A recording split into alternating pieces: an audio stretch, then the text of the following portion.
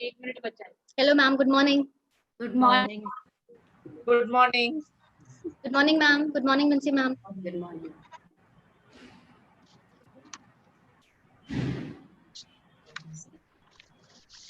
यहाँ पर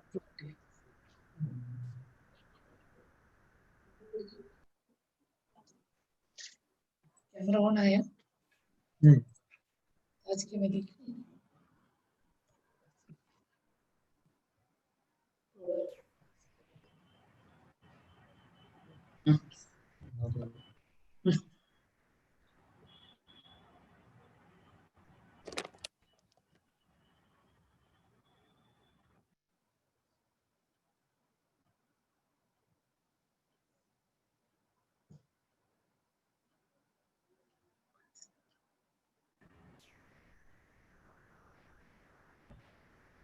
Good morning, Shweta ma'am. Good Yes ma'am, morning. good morning. Good morning Good everyone morning. ma'am. Good morning. We'll be starting now ma'am. Yeah. Good thoughts precede great deeds. Great deeds precede success.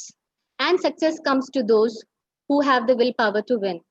A very warm and refreshing good morning to all of you attending today's program. I, Professor Shweta Patnaik, Organizing Secretary of the event, once again welcome all of you for the 2 days live international conference on the theme Nursing Perspectives, Data Analysis and Research. Before starting today's event, let me give you a quick review of the previous day. Day 1 started with a small introduction and welcome by Professor Srija Vijayan, MOC of the event. Welcome address was delivered by Principal and Organizing Chairperson, Dr. Professor Aradhna Michael Ma'am. Thereafter, overview of the conference was given by the organizing secretary. E-souvenir was released during the conference. The speaker for the first plenary session was Professor Rupa Verma, Principal Sitabai Nargundkar College of Nursing, Nagpur, Maharashtra.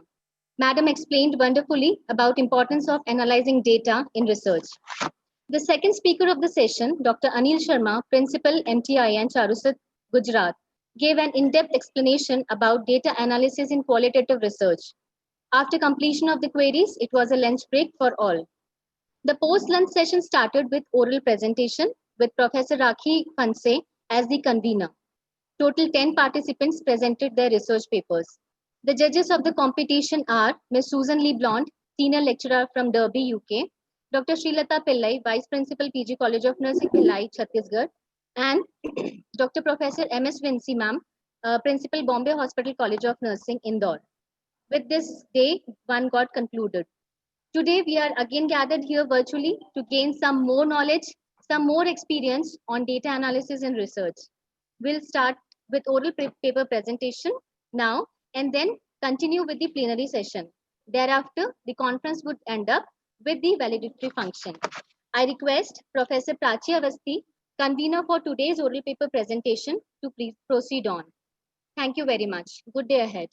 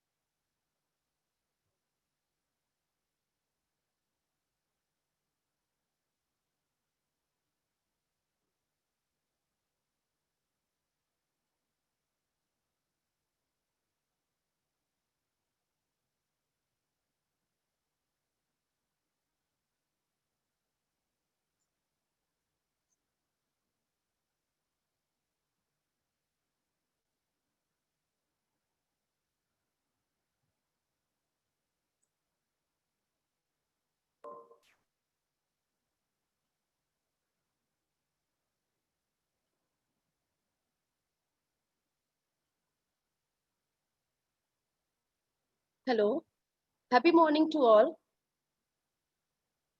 Am I audible? It gives me immense pleasure to welcome the luminaries judges, the participants and the delegates to this session of oral research paper presentation in the International Conference on the topic Data Analysis in Research. I, Professor Prachi Avasti, convener of this session, on behalf of Chaitram College of Nursing, privileged to be here and introduce our judges again. Professor Dr. Srilata Pillai Ma'am, Vice Principal, PG College of Nursing, Bhilai, Chhattisgarh. Professor Dr. M.S. Vinci ma'am, Principal Bombay Hospital College of Nursing, Indore. Madam Susan Lee, Senior Lecturer and Acting Head Postgraduate Healthcare Practice at College of Health and Social Care, Derby. We are very honored by our august presence, and I am sure that this day will be cherished in the archives of Choitram College of Nursing. I and our institute feel extremely pride to have you with us once again, ma'am. I welcome you all. Before we start the session, I will quickly read the guidelines for the presentation. Participants and judges, please note. Participants will be identified with their codes. Make your video on during the presentation. Today, we are going to have 6 presentations. 7-minute time is allotted for presentation and 2 to 3 minutes for question answers. So everyone is requested to be conscious about the time. During the presentations, audience can drop their questions in the chat box. We will discuss your questions at the end of the session. The next code number has to be ready immediately after question answer of the first person to avoid the delay. If any participant is facing connectivity or sharing issues, please contact us. We will share your PPT and you can join us through mobile phones. All the participants will be evaluated on the basis of judgment criteria prepared by the scientific committee. So now we will start the presentation. Firstly, I would like to call code number 11. Judges, please note code number 11. By the time code number 12, you are requested to be ready for the next. Over to you, code number 11, Keshkali ma'am. Good morning, everyone.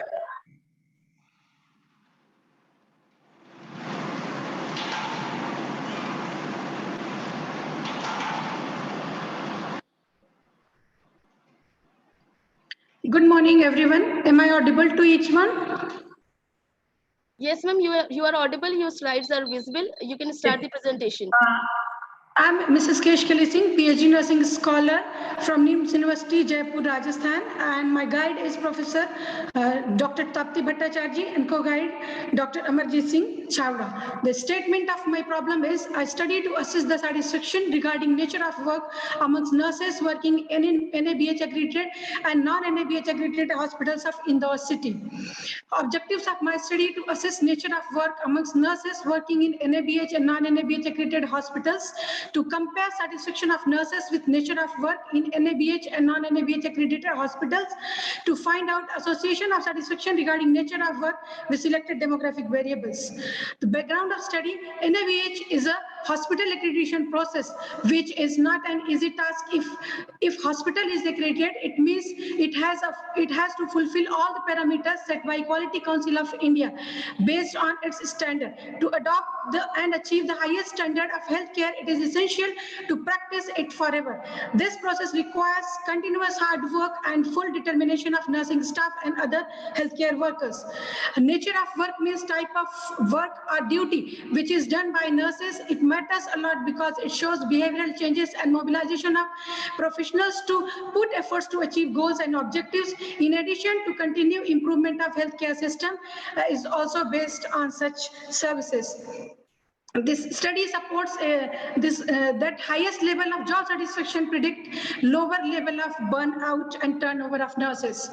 The need of study: accreditation is joint efforts of all hospital staff, especially the nursing staff. Their consistent and coordinated work make the dream of accreditation a success. Nursing staff is directly involved in patient care in all the shift of their duties. Hence, there is the need to assess the job satisfaction of nurses with type of work, motivate them to maintain standard in patient care. Also, compare between NABH and non-NABH accredited hospitals will help us to determine its efficacy. This brings out the need of topic. Literature review: many studies have been done in this field. A few studies I have quoted here. Like this study was conducted by Indra Mani, and this study tells that accreditation, it was about knowledge and attitude of staff nurses regarding quality assurance and nature of accreditation.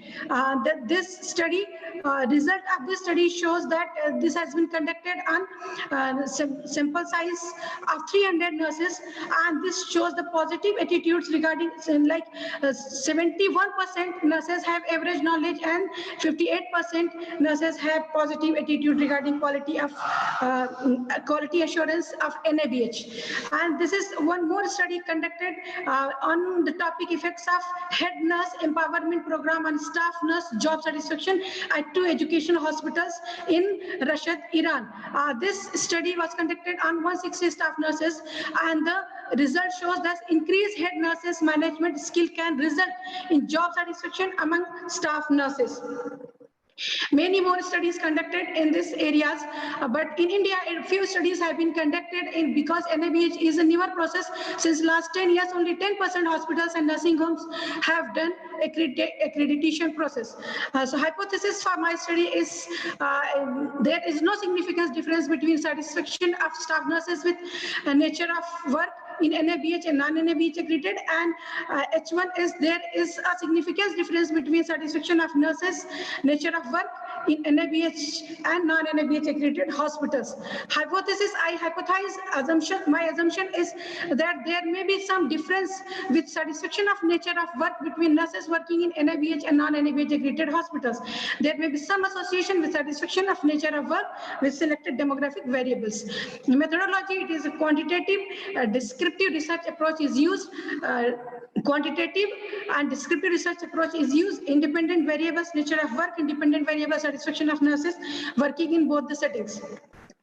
Setting of study is NABH accredited and non-NABH accredited hospitals of Indore city. I have selected 4 hospitals, 2 NABH accredited and 2 non-NABH accredited to complete my sample size. The sources of data, nurses working in both the hospitals, like NABH and non-NABH accredited hospitals. Methods of data collection, data collected through self-reporting checklist, and sample were nurses working in these hospitals. The sample size was comprises of 40. Actually, it is my pilot study, and in many study 200 nurses were selected. On the basis of power rated formula, we have calculated sample size of 200 nurses, and so out of that 20% sample I have taken for my pilot study. Sampling technique, convenient sampling technique was used. Inclusion criteria, nurses having minimum of 1 year experience, nurses with BSc, MSc and GNM were included in my study. 5-point rating scale tool I have used, and description of tools. The 5-point rating scale is used to assess satisfaction related to nature of work during everyday work of among nurses working in both the hospitals. And tool it contains it has 2 parts: demographic data and rating scale, which has 22 points. Self-reporting questionnaire, semi-structured questionnaire were used. The procedure of data collection: prior to data collection, ethical clearance from the institution has been obtained. The permission from the higher authority of hospital and consent from the subjects were obtained. Researcher has selected the subject who meet the inclusion criteria. Data in the present study was collected with the help of 5-point rating scale about satisfaction of nurses regarding nature of work, which has covered 22 points. About nature of work is administered to nurses in NABH accredited and non-NABH accredited hospitals. After 2 weeks, it was returned back by nurses subjects. All the parameters assessed in both the groups and difference were measured. An association of satisfaction with nature of work with selected demographic variables were checked. The result of study: there is no significant difference according to job satisfaction score, but NABH group mean score was 3.80, standard deviation was 1.240, and in non-NABH group mean was 3.40 and standard deviation was 1.501. Condition T38 means 0.919, p-value was 0.368. It means most of the subjects have land up with number 3, means 3rd point of satisfaction scale, that was satisfaction. These results suggest the result of NABH is more effective rather than non-NABH. Similarly, there is a significant difference according to nature of work score for NABH group and non-NABH group. This result suggests that the score of NABH is more effective rather than the non-NABH. This is as per my data. The statistical analysis of data reveals that according to independent t-test, there was highly significant difference between with the nature of work in NABH and non-NABH accredited hospital group. But the job satisfaction score shows is no significant difference between both the groups. The study confirmed that the effects of score of job satisfaction and nature of work in group NABH is more effective rather than in non-NABH group. This is the comparison score. Here you can say that 45% staff nurses have satisfied and insatisfaction groups. So that is why my this is 3.95. The department-wise satisfaction, I have seen that the nurses who are working in ward are more satisfied than other units. This is the comparison of satisfaction table. Here satisfied maximum score came NABH group, that is satisfied is 45%. Then in NABH significance association, which I have seen, there is no significant association has been seen in other variables, demographic variables. Only marital status and job satisfaction shows the significance difference. And in non-NABH, no other association seen except only kind of employment and job satisfaction shows significant association. So discussion, if nurses are great workforce, are accepting nature of their daily work, definitely it will be the assurance of quality, which will come after satisfaction of work because it gives positive reinforcement to them. This study is based on evidence to assess satisfaction of nurses with nature of work they carried out every day in both NABH and non-NABH accredited hospitals. This study supports this, that the attitude reflects in their positive approach in managing patient under work atmosphere, thus indirectly reflecting on the benefits of the society for the job. The relevance to nursing, similar studies to be conducted on nurses to explore other hidden parameters which are not commonly evaluated are valued. For better patient outcome and to achieve highest quality in nursing care, we should measure and generate the findings to make it possible for nurses to get reasonable work and work culture in both NABH and non-NABH accredited hospitals. In conclusion, there is a consistent evidence that shows the accreditation program improves the process of care providing by healthcare services, and there is a considerable evidence shows that the accreditation program improves clinical outcome of wide spectrum of clinical condition. Program should be appropriate as a tool to improve the quality of healthcare services. A type of work is one which creates outcome-oriented culture in the hospital, and it reflects patient care. These are the references. Thank you so much. Thank you, Keshkali ma'am. Judges, you are requested to ask question to code number 11. I wanted to ask that the samples she has taken were same departments of the comparative hospitals. Madam, And the strength of that NABH hospital, if one you have taken is 200, the other hospital generally, that is also 200 bedded, equal actually, madam, or unproportionate? Madam, actually it is proportionate because two major hospitals which are accredited with NABH I have taken where the nurses, more than 500 nurses are working over there. And in NABH also, it is a major hospital, 1250 bedded hospital, where more than 500 nurses working there. Then departments? Departments, as much in labor room or premature unit or ICU or general wards? Department, especially I have mentioned in demographic data, department ICU, general wards, casualty, all these areas I have selected, madam. Thank you, ma'am. Could I ask, was there a specific gender divide that you were able to identify in who was satisfied and who wasn't satisfied? Yes, ma'am. It has actually gender, there is no correlation with gender, but marital status definitely affects the satisfaction of nurses working in nature of work affects their satisfaction. Marital status has an type of work, areas of their work. These two correlations I find. Oh, thank you. Yeah, thank you, ma'am. Vinci ma'am. Ma'am, I would like to know that the samples which you have collected, majority of the samples were residing in the hostel like residents, is it had affected your satisfaction? Because see, when staff nurses, when they are residing in hostel, because you have given the 2 week duration, so what happened, they used to share and it affect the satisfaction score. So it has affected your satisfaction score, because Madam, majority. Yes, thank you, ma'am. Thank you for the question. Actually, madam, this is the pilot study, and most of the nurses I have selected, actually in the hospital only, I approached them, and they have returned me within 2 weeks. I got back all the samples. I have given them enough time because they were very busy with their work, especially in NABH hospitals, and they demand me that give me at least 2 weeks. Thereafter, because 22 points, and those points were highly related to their nature of work, like load of duties, shift duties, weekend duties like that, number of night duties, all those 22 points were there. So they have asked, and I don't feel that it affects, because individually I have collected, and in further study, in my main study, I'll keep on check in this also. Thank you, ma'am. Thank you, Keshkali ma'am. Thank you, judges, for the questions. Now let me invite court number 12, Manohari ma'am. Court number 12, Manohari ma'am.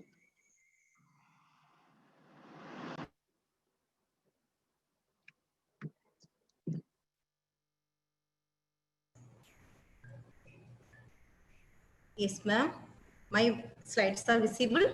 Yes, ma'am, you are visible and audible. Ma'am, please proceed with the presentation. Okay, ma'am.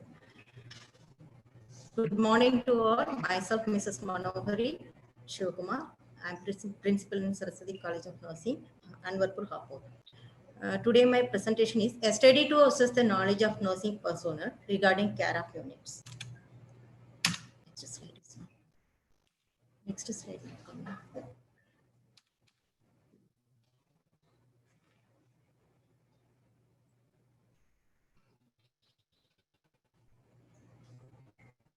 Introduction. Children are vital to the nation present. Hence, the care of children at birth plays a vital role. Most of the neonates are born naturally or normal. Although it is normal during the process of birth, the baby has to face many physiological and environmental changes.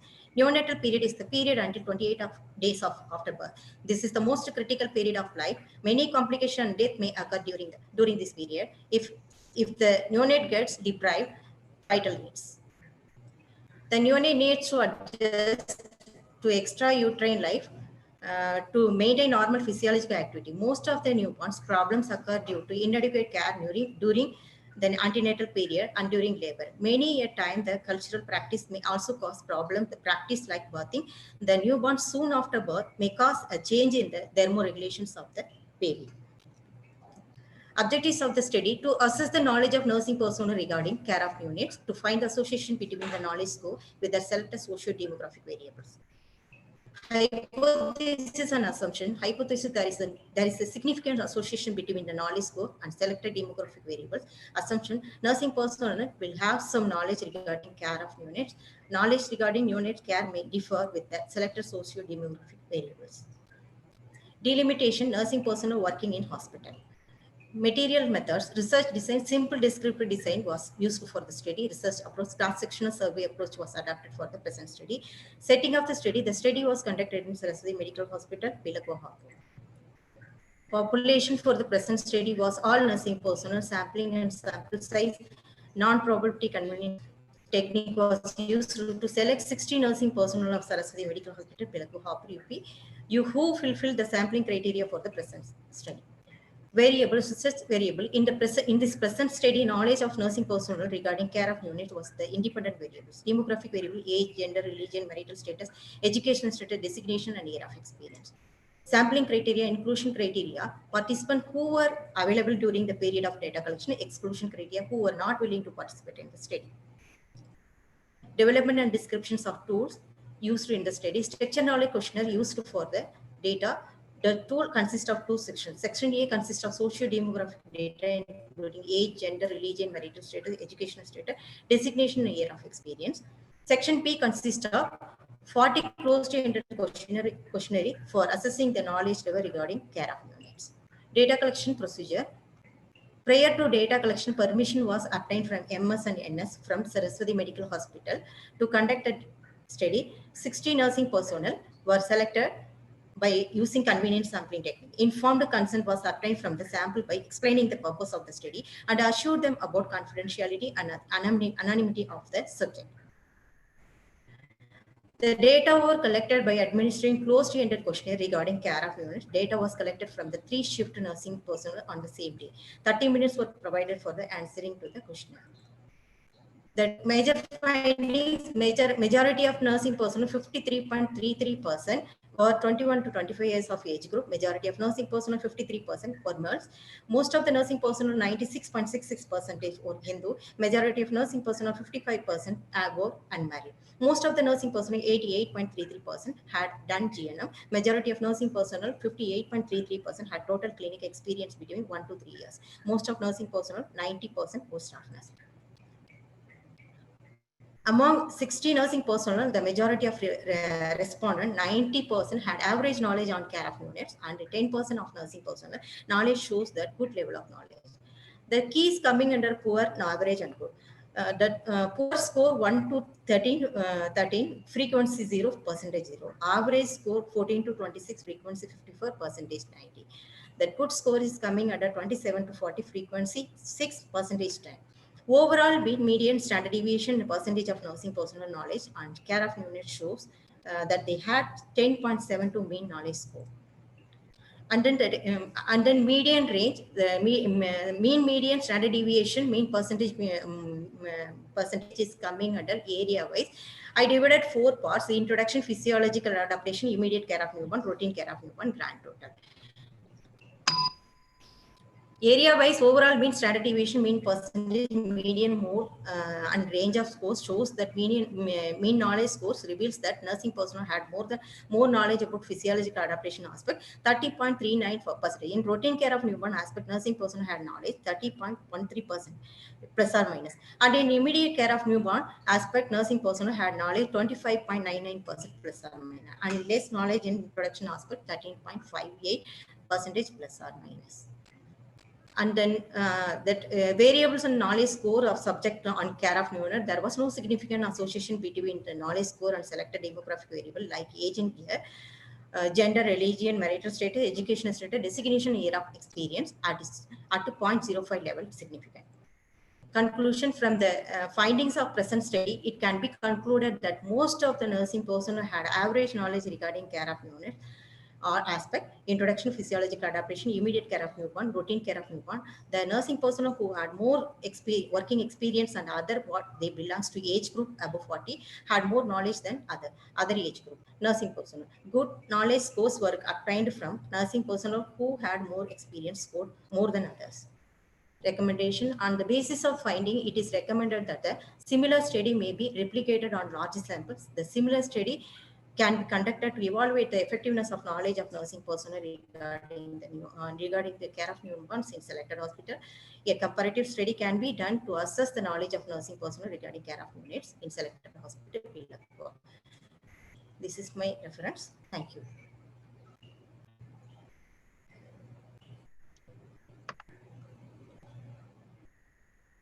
Thank you, Manohari ma'am. Thank you, ma'am. Judges, you can ask the question. Vincy ma'am. Could I just ask, sorry, you may have said this at the beginning, they're all so quick in 7 minutes. When you're asking the questions, were you asking, did they think they had that knowledge, or you were actually asking questions about their knowledge to assess whether they did actually have that knowledge? No, ma'am, actually I mentioned in that, actually they are having knowledge. They are having knowledge. Why means they are already completed GNM or BSc. They are having already knowledge, but not that much adequate knowledge. That one day I mentioned here. Right. So because they've done that training, you perceive they had that knowledge. Yes, ma'am. Right. Thank you. Okay. I wanted to ask that those nurses who were posted after GNM in those words, because more than 50% they were in the age group of 21 and 24 years, you have mentioned.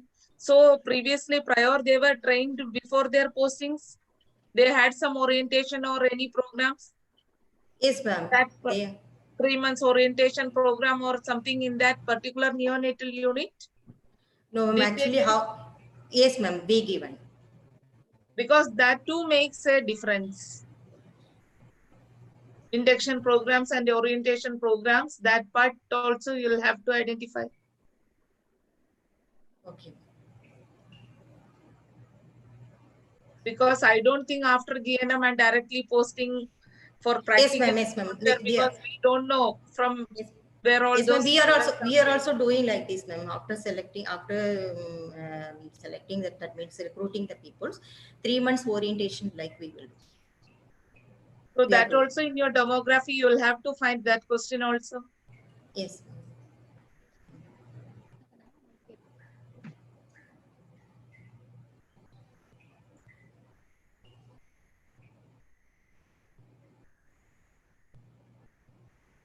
Pincy ma'am, do you have any questions to code number 12?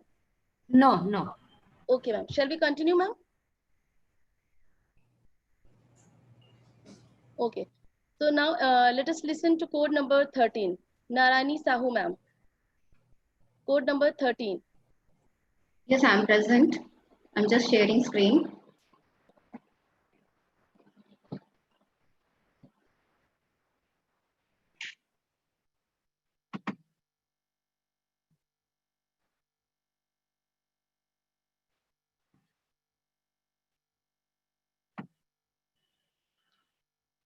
I'm audible. Yes, ma'am, you are audible, but slides are not here. Slides. I'm already shared it. Just a minute.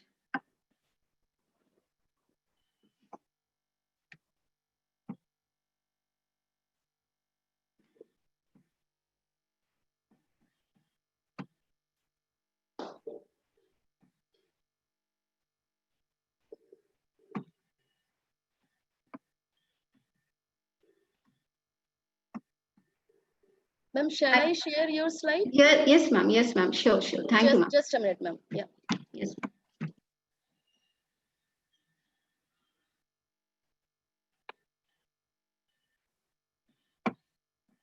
Narayani, ma'am, your slides are here.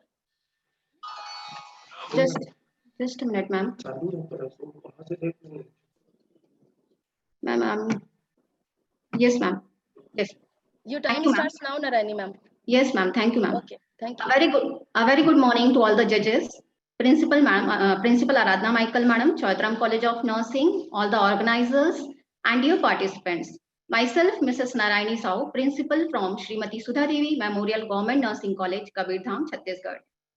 Today's my title is Challenges Faced by Frontline Nurses During COVID-19 Pandemic, a Systematic Review. Background of the study, as we already know, that coronavirus spread all over the world in a very short period of time and has affected 2,21,02,713 cases globally, and in India 27,24,642 cases are there on 18 August 2020. Frontline nurses are the one who gives direct care to COVID-19 positive patients, and according to International Council of Nurses analysis, on average of 7% of all COVID-19 cases worldwide are among healthcare workers. Need for the study. While giving care to the patients, frontline nurses are the main who face many challenges which need to be discussed as extensively as possible to take appropriate measures for mitigating them. And it's my personal experience also that my real sister also faced challenges while working in AIIMS Raipur, and she faced stigma and discrimination. Her children were also facing stigma and discrimination. Her society members said that she is having corona, so discriminate her. So that's why I'm choosing this topic as a systematic review. What are the challenges they face? Now, the research question for my topic is, what are the challenges faced by frontline nurses during COVID-19 pandemic? Next. Objective. My objective is, this paper attempts to look at the current relatively scarce literature about the challenges faced by frontline nurses during COVID-19 pandemic. Now, the research methodology. The approach used was a systematic review, and samples were frontline nurses during COVID-19 pandemic, caring COVID positive patients, and setting is clinical setting. Inclusion criteria included were recent articles from January 2020 to July 2020 were selected, and peer-reviewed articles, original articles were selected, articles focusing on challenges and should be written in English language. Exclusion criteria, in exclusion criteria, sample other than the nurses were excluded.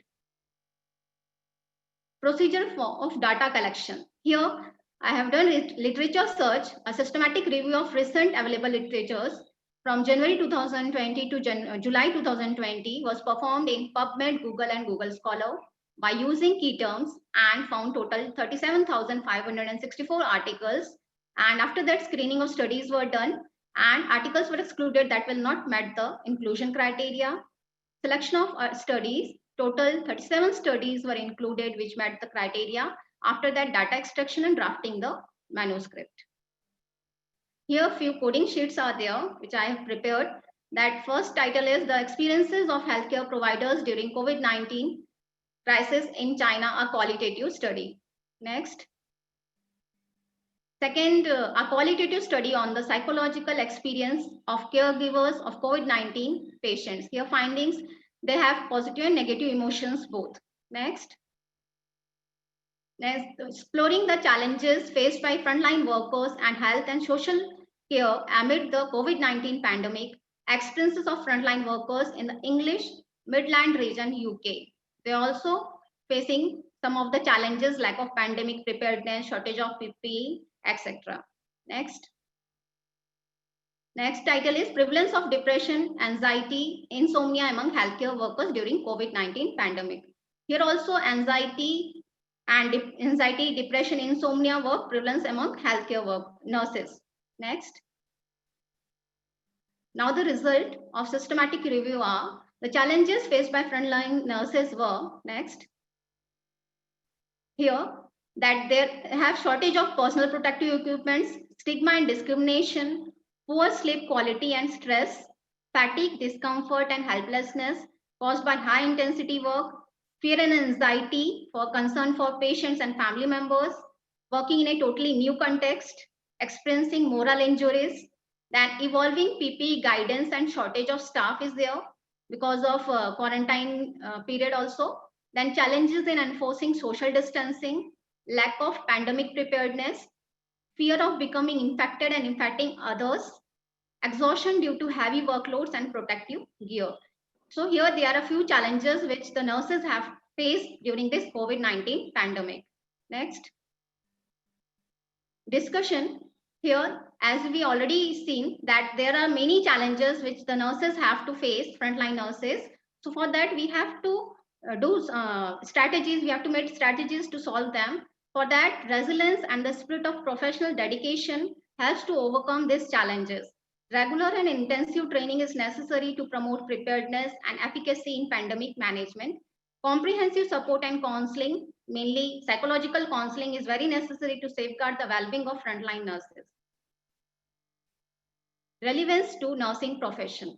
This study helps to understand the experience and challenges faced by frontline nurses while caring COVID-19 patients, and it also helps to take appropriate measures to solve them through personal, administrative, as well as through institutional level. And a systematic evidence-based curriculum should be established to cultivate the specialized skills of nurses, because this is totally a new scenario. So everyone doesn't know the PPE, how to wear, how to don and doffing procedures, all that. Now the conclusion, as COVID-19 pandemic has posed unprecedented challenges for frontline nurses, which has to be identified timely so as to improve the well-being of them by taking appropriate measures. After all, they are on the front line of this pandemic and also the heart and soul of the war against COVID-19. So this is very important to identify the challenges in right time so that we can solve them appropriately. Next, here few references are there which I have selected. Next, thank you judges, thank you the organizers, thank you to nurses, our frontline nurses, and I salute all the frontline nurses. Thank you. Thank you, Narayani ma'am. Thank you. Judges can ask the question to code number 13.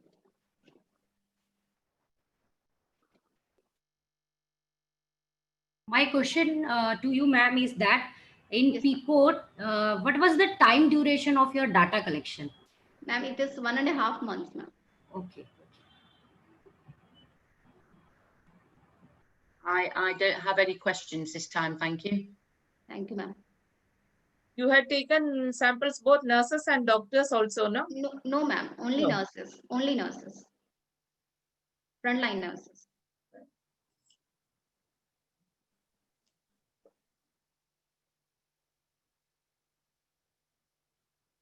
Okay, thank you, judges. Thank you, Narayani ma'am. Thank you, ma'am. Thank you. Now we'll proceed with code number 14. Yes, Shweta ma'am. Bhoskar, ma'am. Yeah. Can I share my slide, ma'am? Yes, sure, ma'am.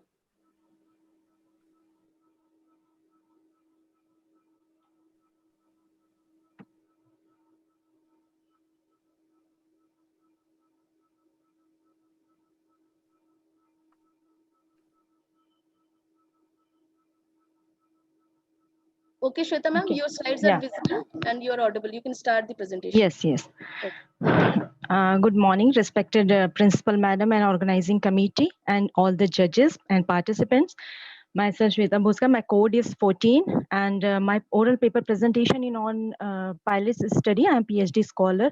So I have I'm presenting a paper on pilot study, what I have done on the topic, impact of satisfaction in parental relationship and and happiness on self-esteem among adolescents. Overview on present study. Present studies addresses on how we should emphasize on preventive aspect in adolescents mental health, as low self-esteem leads to depression and anxiety, which further leads to suicide and self-harming behavior, career loss, etc. in later life among adolescents. This paper presentation contains findings of pilot project conducted among adolescents at various selected schools of Indore city. Background of the study: satisfaction in parent-child relationship and happiness affects self-esteem through an individual's life experiences and creates at particular point of time ranging from negative to positive. Adolescence is the period of change in almost every aspect of adolescent life, and that may influence their parent-child relationships and subjective happiness. Self-esteem is an important factor for helping persons deal with life stresses. It is an important determinant of psychological well-being too, that is particularly problematic during an adolescent life stage. Supporting parent-child relationship may help youth during their stressful experiences. So here I want to focus on the need of the study. During the June 2020, when the paper was published on the web desk of of India Times, that a 15-year-old girl died by suicide in Andaman Nicobar Island on 17th June after the suicide of Sushant Singh Rajput. And she has not written any suicide note, but she used to write the diary, and where she has written that she used to like him very much and she is very upset because of his death. So this is the one impact what she had, and this is a precipitating factor which she undergone, and she must be having some predisposing factor of depression or stress somewhere within her. During clinical posting in a school mental health program, it was found out by the researcher that students who have low self-esteem have negative outlook toward life and relationships. This may lead to maladjustment in relationship, difficulty in choosing career, decision making, and later may have the consequences of mental problem. Therefore, this research is carried out to look into the self-esteem. So objective of the present study, I have done mixed method studies. So quantitative strengths objectives are to assess the level of self-esteem, to assess the level of satisfaction, to assess the level of happiness among adolescents, and to determine the correlation between self-esteem, satisfaction, parent-child relationship, and happiness among adolescents. And fifth is to evaluate the impact of satisfaction, parent-child relationship, subjective happiness on self-esteem among adolescents. And qualitative strained objective is to identify and describe personal and familial factors of low self-esteem among adolescents with low self-esteem. So hypotheses are null hypothesis I'm going to read. There is a no significant correlation between self-esteem and satisfaction in parent-child relationship and among adolescents at the level p less than is equal to 0.05.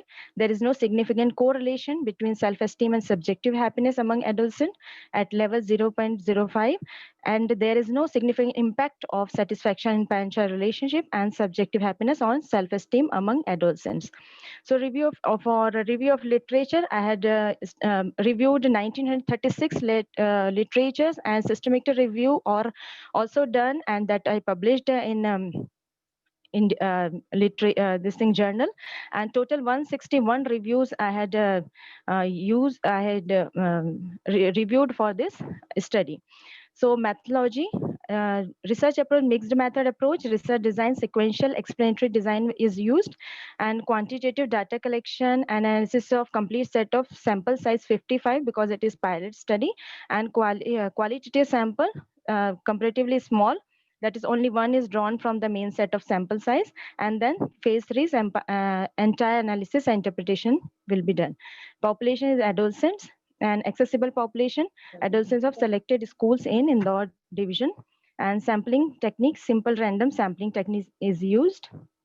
Inclusion criteria, those who are studying in those who have aged group between 16 to 19, who are male and female, 12th is in 12th standard, and exclusion criteria who are handicapped and who are not studying in MP board school.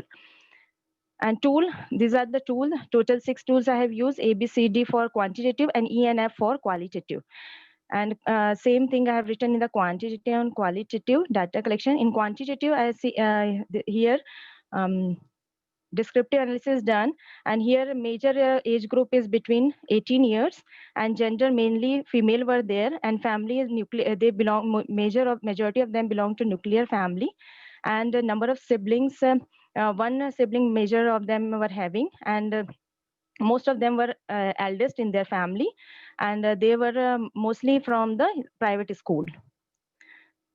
And overall, in objective 1, level of self-esteem we assessed, 78.2 had normal self-esteem and 1.8 had low self-esteem. Regarding the satisfaction parent-child relationship, 10.9% were having moderately satisfied parent-child relationship, and 18.2 were having somewhat happy subjective happiness among them. And related to correlation of self-esteem with satisfaction, parent-child relationship, and happiness, there was no correlation, and there is a significant. Therefore, null hypothesis retained and research hypothesis is rejected. And related to evaluate the impact of satisfaction, so regression equation is done. So there is a hypothesis 3, research hypothesis 3, which is a significant impact of satisfaction, parent-child relationship, and subjective happiness on self-esteem among adolescents is accepted, and null hypothesis is rejected here. And qualitative, in this some personal factors and familiar factors were coded and transcribed, and themes were emerged. That is personal factor, conscious about body self, feeling of self guilt, and these were the personal factors, and some of them were they wanted open healthy home environment. Familiar factors were there. So on discussion, it was found out that some more relationship and association were about to draw out, which will be done in the large sample size. And in the qualitative also, what I had discussed already, that some personal and familiar factors which are causing low self-esteem. So nurses working in ward, when they come across adolescents, and they need to understand the sensitivity and importance to prevent and promote mental health of adolescents, as they are full of energy in both a negative as well as positive direction. We need to make them become more expert in stress management, handling the day-to-day chaos of life. So to conclude, parental relationship plays an important role to boost the self-esteem among adolescents. Happiness is greatly influenced by parental relationship and self-esteem too. Promoting mental health in adolescent is crucial in building a great, tolerable human being as a whole, with good coping skills, which is essential to sustain in present lifestyle and era. Thank you so much.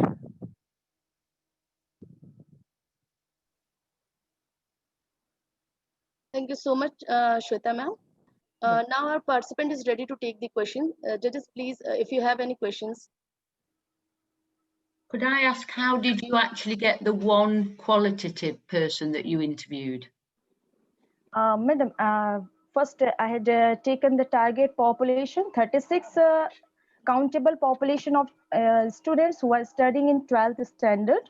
I first drew the data from the MP board, and then from them I took the permission from 3 schools, and I chose the accessible population of 450 samples, and from them I got the those who are willing and those who were fulfilling the inclusion criteria.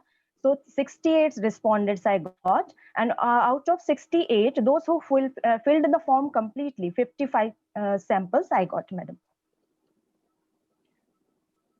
But the one that you actually did the interview with, how did you select that one? Yeah, madam. I have which I had one.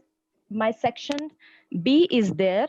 There's a scale of self-esteem, Rosenberg self-esteem scale, and which I administered, and then scoring is done. So below 15, his score had to come below 15. So I put it in low self-esteem, and then I re-interviewed him, applying section E and F of my tool, and then I interviewed him, and he's a male student. I interviewed him, and then I took out the questions, means I have written, administered the questions, and which is already I have prepared, and he has responded in a elaborated way. And then I transcribed it in a theme, and then I took out the factors of family factors and personal factors. Thank you very much. Thank you, ma'am. Srilata ma'am. Continue. Thank you, ma'am. I would like to ask one question. What was the ethical issues in your study? Because you have got some sample of 17 years. So what was the ethical issues, and what was the suggestion given by the ethical committee in your study? Madam, first thing was there when I was approaching the school authorities. First, in the COVID time, they were not willing to give me the permission first. So then I asked to my university, and then they said you can fill the Google form, and then you try to convince the principal and then class teacher. And then I did means in Zoom meeting. I tried first personally. I met in the school, and then with Zoom meeting, I tried to convince the class teacher, and then through class teacher, I got the students. Like that means it was very difficult to get the students convinced, and some of the students were willing, but principal was not willing. It was like the situation. So but like 450 samples I had, and I tried a lot, but in last 55 samples complete data I got. No, that is the protocol what you have used for collecting the data. My question is that what was Yes, the ma'am. ethical committee guided you, because you were having few samples, like 14 samples under the age group of 17. So any measures were taken that parents should be informed, whether some protocols got changed when you were dealing with 18 years, 17 years. So that is my botheration, that how you collect and what was the issues or the comments being raised by the ethical committee. Okay, ma'am. Ma'am, from ethical committee, they had told me to you just to try to convince them. If they get convinced, means principal or class teacher, then you will get the students, like that. Otherwise, there was no such a question was raised, madam. Because 17 years, when we are talking about 70, the parents should Yes, give madam. their consent. Otherwise, there will be ethical issues, because you are collecting a data which is very confidential. And Yes, parents, that, principal is a secondary person. Your sample yes, is madam. the students. And then Yes, madam. students are under the parents. So first Yes, madam. primary is parents. So the madam principal, they themselves, they informed to class teacher. Then class teacher, because it was all done from this home, because some of them were having their parents' mobile. No, they filled the form from their parents' mobile. So they informed, means their class teacher informed the parents.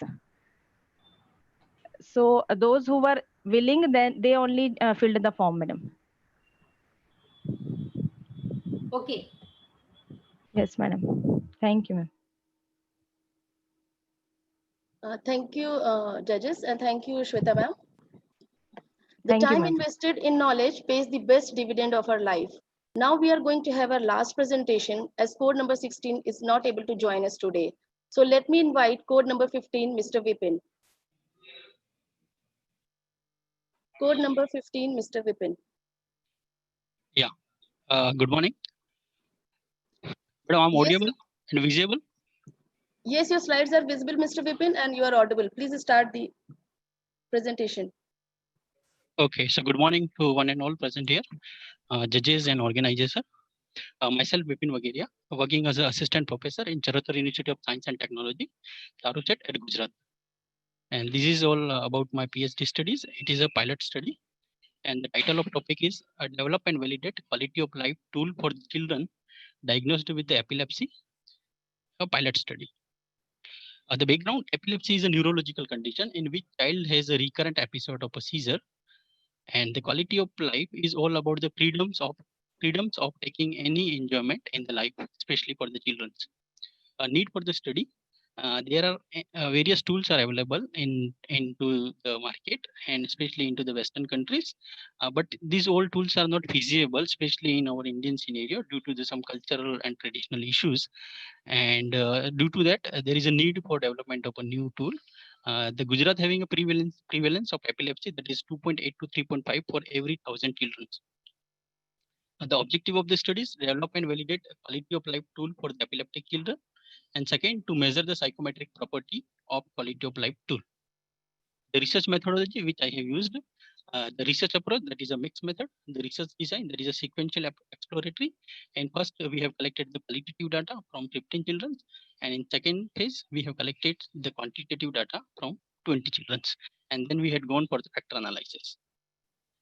The participant responses toward the existing standards, and here we made a comparison the tools which is already existing and what is the response of our participant. So here there is one table. In that table there is a first column which is show whatever the responses we have received from our client, and another is the column. There are 5 columns which is all the Western tools which is available and which is very frequently used. So if we'll make a comparison between all the issues which is raised by the participant, whether these issues are present in the currently available tools or not, for that we made a comparison. And in comparison, if you see, there are very few statements are there which is present in the currently available tools. So it shows that there is definitely a need of a development of a new tool which will cover all the issues which is raised by the Indian participants. And there are some statements are like that. I always discouraged by my relatives and neighbor. There are a lot of misconceptions about the treatment. I always post to play the indoor games. I have limited into the activity, especially in the dancing garba during the Navaratri, wedding celebration and irritability, especially when the veil of death. During that time, it will be prone to get the seizures. So like this, there will be a lot of statements which is raised by the participant, but that is not a part of a Western quality of life tool. With the same way, in continuation of the same table, again, there is a first column which shows about whatever the responses we recorded from the patient, and another, it is a comparison which is already currently available tools are there, and we made a comparison whether these problems is covered by these particular tools or not. And again, we see there are very few tools, those who cover these particular things, especially only 1 or 2 statements are covered. Here is another slide which shows whatever the items which is available in current tool which is not rectified by the Indian participants, especially in a swimming. The tools which is Western tools, they have all about how you feel during the swimming, but it is very not common in our Indian children's. With the same way, climbing several flights of a stair, this is also one of the we can say it is not available among the Indian participant. Pushing a vacuum cleaner, it is again not a part of each family. So we cannot such type of questions are there in that particular tool. So counseling session at the schools, in our culture we doesn't have a counseling session, especially for the such type of children at the schools. So like this, these all are the issues which we have covered, which we have noted down, but this is not part of our Western tools. And the description of the tools, the tool consists of the gender, family, that is a part one, that is a gender, family history of epilepsy, average duration of epilepsy, occurrence of epilepsy, number of time, how many times he admitted in the hospital, and the correct treatment. If we go into the part two, which is all about the part two of the tool, here in first phase, we collected we derived 84 items from the generation of a pool. Second phase, there are the 54 items, and in third phase, there were 45 items. Now we'll go in detail. The sample size, especially it is, I have gone through the various literature, and literature said there is no any thumb rule, or there is no any fixed criteria to judge the sample size, especially for the qualitative studies, and especially whenever there is a tool development studies there. But some of the literature said ki if you have a 3 to 10, according to the item, at least you should have a 3 to 10 participants for each item, and minimum you must have 100 subjects to ensure the stability of the variance and covariance metrics. If you see the qualitative phase, there were 15 children. In quantitative phase, there was a 20 children, especially because it is a pilot study. Schematic representation of research methodology. This is all about the representation, how I have gone through this. This is step number one, which is all about the item generation. Step number two, which is all about the 84 items which we have created from this tool. And then step three, subsequently, these all the steps are telling. Then next is a data collection phase. In data collection, the first is we had gone through the interview of 15 children. That is an in-depth interview, and whatever the responses we have noted, and then according to that we have developed the theme, and then we develop 84 items from this particular interview. Then validation of items. Then after that 84 items we send for the validation to the experts. Then after that it sent for the field testing. And after the field testing, whatever the responses we have recorded, that we noted down into the Excel sheet, and then it will go for the item analysis. The result in phase one, again 50 participants were invited for the in-depth interview. All the information was noted and discussed with the experts. After further discussion, content analysis takes place, and at the end 84 items was being developed. And now 84 items have sent for the validation. In phase two, 20 participants were recruited. The second draft of 54 items was administered. All the responses of participants were recorded and entered into the Excel sheet for the further analysis. This is the normal cutoff value which we consider for our study. Cronbach alpha, which is for the reliability, that is above 2.7. Inter-item correlation, corrected item total correlation, KMO, scree plot, and variance of the factor analysis. These are the some of the significance which we used in our studies. And if we'll see the result of exploratory analysis, which is the last phase of the study, the solution represented a table. You'll see there is one table that is based on the eigenvalue. So here we have received 5 factors or 5 components based on the eigenvalue, those who are showing above to the 1. And the number of variance which is covered is approximately 76% of the study. So these all 5 components are going to be covered 76%. So they have a very heavier weightage. So we keep this 5 component. If you'll see the scree plot, wherever the downstairs are there are the elbow points are present. Before above to the elbow, there are 5 points are there. So we decided there will be 5 factors in a particular studies or in particular tool. So the subscale reliability and KMO and value, if you'll see the subscale reliability, the reliability of this HYPE domain, what we have considered, the domain 1, domain 2, domain 3, 4, and 5. So the reliability, we'll see the Cronbach alpha reliability is excellent for all these particular things. If you'll see the rotated factor matrix, again, it is a rotated factor matrix which tell us which item will go into the which particular component. So if you'll see here, the component 1 having highest value, so we keep all these items into the component 1, subsequently in component 2, 3, 4, and 5. If you'll see, this is all about the component transformation matrix. This is all about statistical analysis. If you'll see result of inter-item correlation and item total correlation, it will tell us if the value is below to the 0.3 of inter-item correlation, the item has to be deleted. If the value is above to the 0.5 for the inter-item correlation, this item has to be deleted. And this is an item reduction. We have deleted 9 items in the phase 3. That is on the basis of the reason for the exclusion. If you'll see the factor 1, item number 10, this is the items which is mentioned here, and this is reduced because of the value is less than 0.3. So subsequently, if we are going to be deleted the item, the Cronbach alpha value is going to be deleted. So we can delete the items, only that item which will going to be increase the Cronbach alpha value, so that the reliability of tool is going to be increased. If you'll see, these are the 5 domains which is mentioned in the studies, and according to the initially it was 15 items, but after the factor analysis we reduced 2 items. In the domain 2 there were 11 items, again 1 item is deleted. Subsequently in domain 3 2 items are deleted, domain 4 2 items are deleted, domain 5 again 2 items are deleted. So subsequently in the phase 3 there were only 45 items were remaining. The result of item analysis, this is all about the inter-item correlation. These two highlighted items, item number 10 and item number 2, that are deleted because of corrected item total correlation is a very poor. And if we are going to be deleted this item, the Cronbach alpha value is going to be increased. So subsequently, in the same way in the social and communication, that is domain 2, again, there are these two items. One item is going to be deleted because the value is very poor. Subsequently, in component 2, 3, 4, and 5, items are deleted because their value is very poor. It is above 2.7 or whether it will be less than 0.3. Subscale characteristics, if you'll see these subscale characteristics, this is all about the Cronbach alpha and whether there will be a reliability between all the domains is present or not. So if you'll see this particular table, if you'll see the 1 and 1, there will be a 1. If you'll see the 2 and 2, the highest number of things are present in an intercorrelation, that is 1, 1, 1 everywhere. So it will say that these 5 components are appropriate for this particular tool. The conclusion of the study had gone through the phase 1, phase 2, and phase 3. First phase, total 84 items were there. In phase 2, there were 54 items were there. And in phase 2, 20 items were deleted. In last phase, there were 9 items deleted after the factor analysis. And at the end, there were 45 items which we have created. Still, it is a pilot study. So we need to send this particular tool to the large number of samples. So this is all. And the relevancy of nursing at the end of this, once this tool will be developed, it will be help to measure the level of quality of life of the children. So this is all about the my presentation. Thank you. Thank you, Mr. Vipin. The participant is ready to take the question. Judges, you are requested to ask question to Mr. Vipin.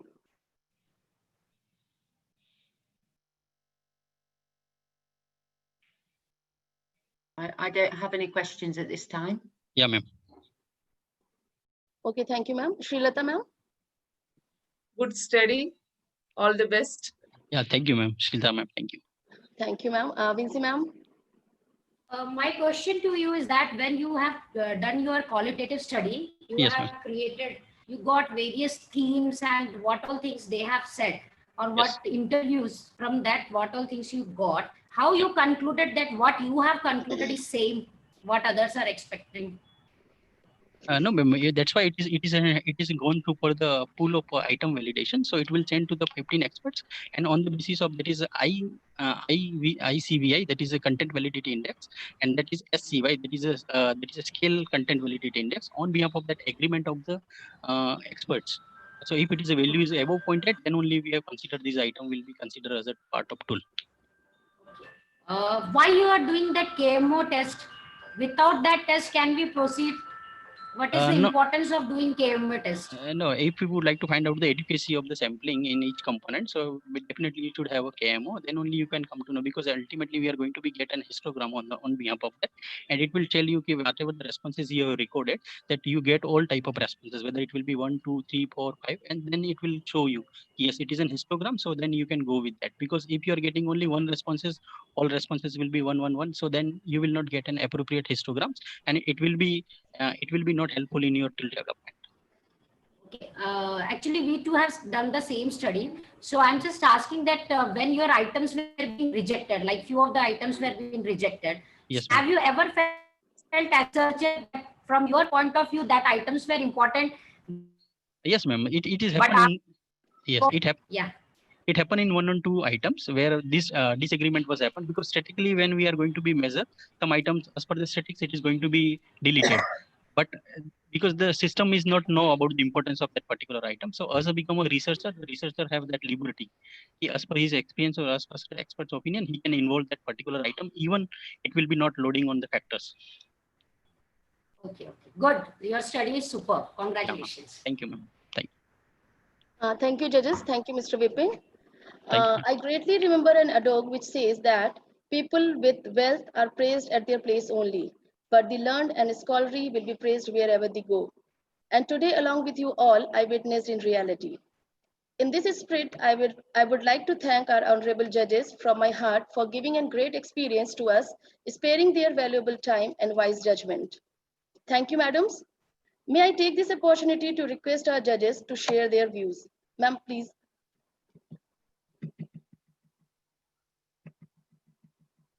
Shall I go first?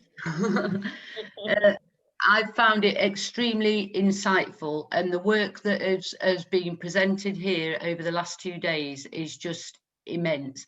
At times, because it's been 7 minutes, I've had trouble keeping up with everything that's going on, making notes, and making a decision. But overall, it's been really, really productive, and I've welcomed the opportunity. Thank you very much. Thank you to all the presenters. Great work. Keep going. Thank you, ma'am. Srilata, ma'am. Good effort by Chaitram College of Nursing, and special thanks to Principal Madam, as well as students got a very good platform for presentations during this pandemic period, and really few studies were very good. So I wish all the best to the participants, as well as I congratulate all the team members for organizing such a wonderful conference, and special thanks to Principal Dr. Aradhana Mikael and her team. Thank you, ma'am. Thank you. Thank you, ma'am. Vincy, ma'am. Good luck to all. Thank you, ma'am. Thank you so much. First of all, I will say hats off to all the researchers who have presented their research today, because doing a research, it takes lots of efforts, and I will agree with ma'am, Srilata ma'am, because many research work very clear. One thing it's a request that whenever we are doing research in nursing, anything regarding ethical, we only mention from the ethical committee. So now researchers should more and more focus on ethical aspects also, because it's not only about consent, it carries a lot. So that too should be considered. Otherwise, the things were superb. And yes, definitely, I express my gratitude to Principal Professor Dr. Aradhana Michael ma'am, Rakhi ma'am, Shweta and Prachi ma'am, who are taking so much effort, and you people have done a marvelous job. So once again, I express my gratitude and thank you for giving me a platform to meet my seniors, Srilata ma'am and everyone. Thank you. Thank you, ma'am. Thank you so much, ma'am. Thank you. Thank you all, and enjoy the journey of learning, unlearning, and relearning, as we are now going to listen more about data analysis with our eminent speakers. Session will be moderated by Professor Shweta Patnaik ma'am, and the participants, the results will be declared during valedictorian. Stay with us. Thank you. Over to you, Shweta ma'am.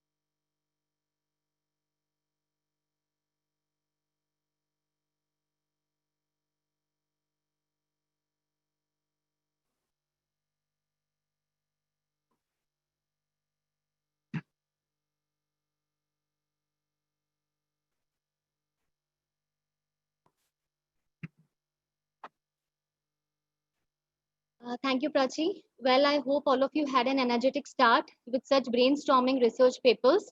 And I would request that please do not let this energy go down as we are resuming back to our plenary session. Today, we have with us one of the eminent personalities, a research expert, Dr. Ganesh Kavadia, sir, from Udaipur, Rajasthan. Sir is very well known to all those residing in Indore, as sir was holding an important position as Dean Faculty of Social Sciences and Head School of Economics in Devi Ahilya Vishwavidyalaya, Indore. Sir has also been a former president of Madhya Pradesh Economic Association and also an ex-member University Executive Council in DAVV. That's an A+ NAC accredited university. Sir is also an assessor in NAC of India and UGC Nepal. Sir has always been a great support and mentor for us. We are thankful to you, sir, for accepting our request. I feel very proud to welcome you to this plenary session. Sir will be throwing light on data analysis in quantitative research. With this, I welcome you, sir, and start the presentation. Okay, thank you so much, Shweta madam. I'm audible?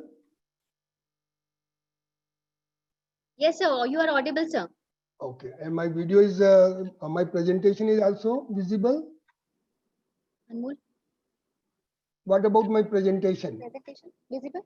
PPT is visible or not? Sir, please give us 2 minutes, sir. Yeah.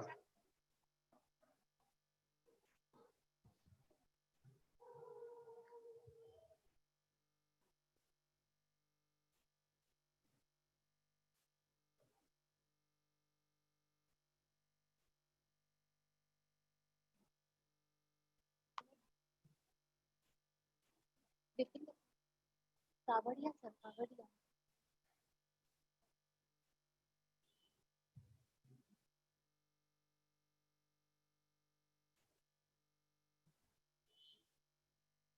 Yes, it's visible now. Okay, now, so thank you so much for giving me the opportunities, and it's really wonderful opportunity to share some of the views of social sciences with the person who are dealing with the medicines and the nursing services. Research is very important, and there are two aspects of the research. One is qualitative research, other is quantitative research. And in quantitative research, we have a lot of data. And from that data, either we have to develop a theory, or we have to support the theory, or we have to reject the theory. And therefore, the analysis of the data is most important part in order to create a theory or to reject the theory. So I am giving my presentation how to do the data analysis, because we have huge data nowadays because of the internet and all these facilities. The quantitative research, the quantitative research methods are research methods dealing with numbers and anything that is measurable in a systematic way of investigation of phenomena and their relationship.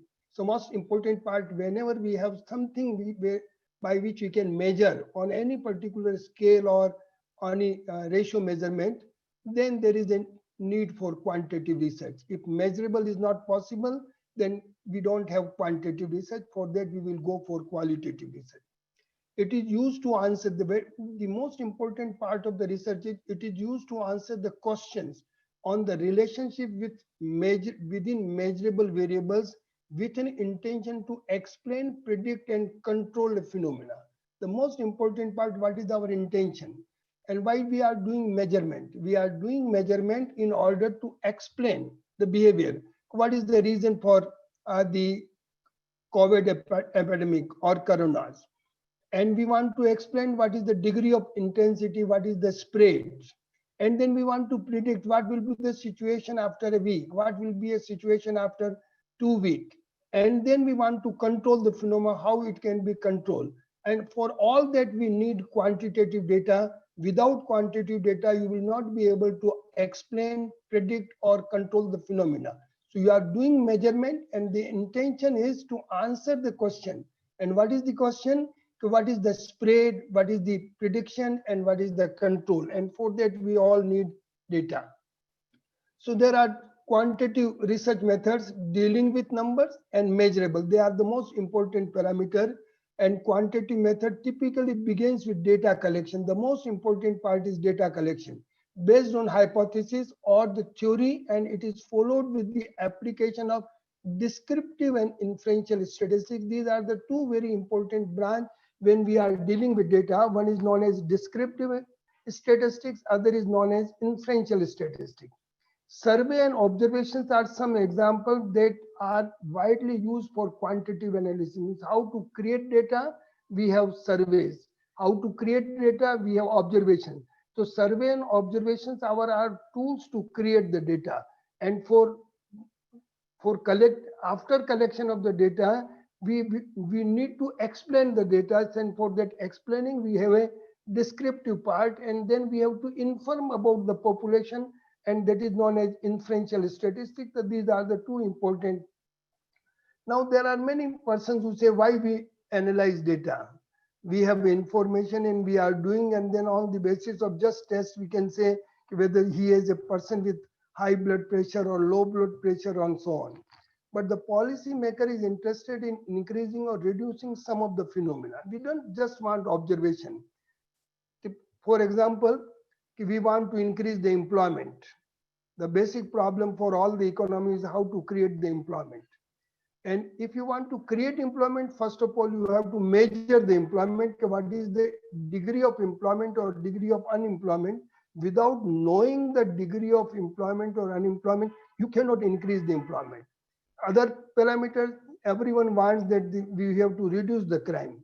And reduction of the crime means, first of all, you have to assess, you have to measure what is the intensity of crime. And for measuring intensity of crime, you need quantitative data. Without quantitative data, you cannot assess the degree of crime.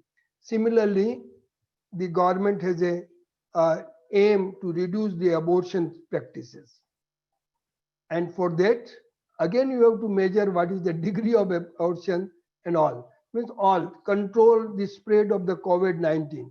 Means all these policy measures require that you should have the measurement of all these problems, and without going to have the measurement of this problem, you cannot control this one. So one common way to define a policy problem is to measure it. This Stone in 2002 said very well, if you want to define a policy problem, first of all, you have to measure it. Now, there are two types of the statistics, as I said earlier. One is known as descriptive statistics, other is known as inferential statistics. Descriptive means we are just describing data. What is the meaning of this data? What is the mean? What is the standard deviation? What is the spread? What is the mode? What is the frequency? All. So just, we are not inferring anything, but just we are presenting what the data are. And that is known as descriptive statistics. And in that descriptive statistics, we have frequencies, we have a basic measurement. For example, we have a data on blood pressure, we have a data on human resource management, we have a data on body mass index, we have a data on IQ. And on the basis of that, we have to describe the particular sample. So what is the characteristics of that particular sample that we have collected? What is the average blood pressure? What is the range in the blood pressure? And if you are concentrating only just 1% and you have collected a blood pressure for 200 days, so then we will be able to work out what is the average blood pressure, what is the range of the blood pressure, what is the spread of the blood pressure. All that is known as descriptive statistics. In descriptive statistics, just we are presenting what that data is, what the sample is. And then on the basis of descriptive statistics, we want to inform whether that particular patient has a problem or not, whether that particular sample has a problem or not. So if you inform about that particular person on the basis of the small sample, or if you want to inform about the entire population on the basis of the small sample, then that part is known as inferential statistics. And in inferential statistics, we have a hypothesis testing, we have a correlation, we have a confidence interval, we have a significance test, and we have a prediction. So these are the important parameters of the confidence, that is inferential statistics. And the best example of inferential statistics, that if you go through the pathological report of any particular patient, for example, hemoglobin. So his measurement will be one, and just along that there will be a range, hemoglobin range between 10 to 15. That range is nothing but the inferential statistics. And that confidence interval, that is known as, means if a person is healthy, his hemoglobin levels should lie between these two ranges. And that range is nothing but confidence interval. And that confidence interval is estimated on the basis of inferential statistics. Is the best example. So inferential statistics provide proving or disproving theories. Suppose you have a certain theory, you want to prove it or you want to disprove it, you have to go for inferential statistics. Association between the phenomena, suppose you want to test the hypothesis, what is the relationship between the income of the family and the impact of the COVID. Normally nowadays there is a report in the newspaper that this COVID is finding high intensity among the rich income group or those who are better well off, and those who are poor, they are not involved or they are not affected by COVID. So this relationship, the social variables and the disease, this association you can work out if you have some quantitative data. If sample relates to the large population, then ultimately our aim is to predict not about the sample, all about the population, what is the relationship between diet and health, all they are part of the inferential statistics. So this is all about the inferential, and then on the basis of inferential, we want to predict. So that third part of the quantitative data analysis is prediction. So all three is a one package about the quantitative data analysis. One is descriptive part, other is inferential statistics, and third is prediction. And they are not competitive each other, they are complementary. If any researcher are not using descriptive, he cannot go for inferential, and if he's not using inferential, he cannot go for predictive. So all these three are the part of the research analysis, means one has to go for descriptive analysis, one has to then go to inferential statistics, and then finally to predictive. Then only that research will be useful, and then further studies can be done. So this is very important. And descriptive is nothing, presentation of the collected data, how to present the data so that you can get some idea about the sample, some idea about that particular persons and all. So you can use table, you can use chart, you can use graphs or any other formula just to describe the data or just to describe the sample. And second component, which is inferential, and there we use some statistical tests like Z-test, T-test in order to inform what this descriptive data is indicating, not about the sample, what they are indicating about the entire population. That component is known as inferential statistics. And third part is predictive. And then on the basis of inferential statistics, we have to predict what is the intensity, when it will be controlled, which variable can control, and all that part is known as the prediction. And if you do all these three, then only that particular research or data analysis is used for policymakers. It will be used for society.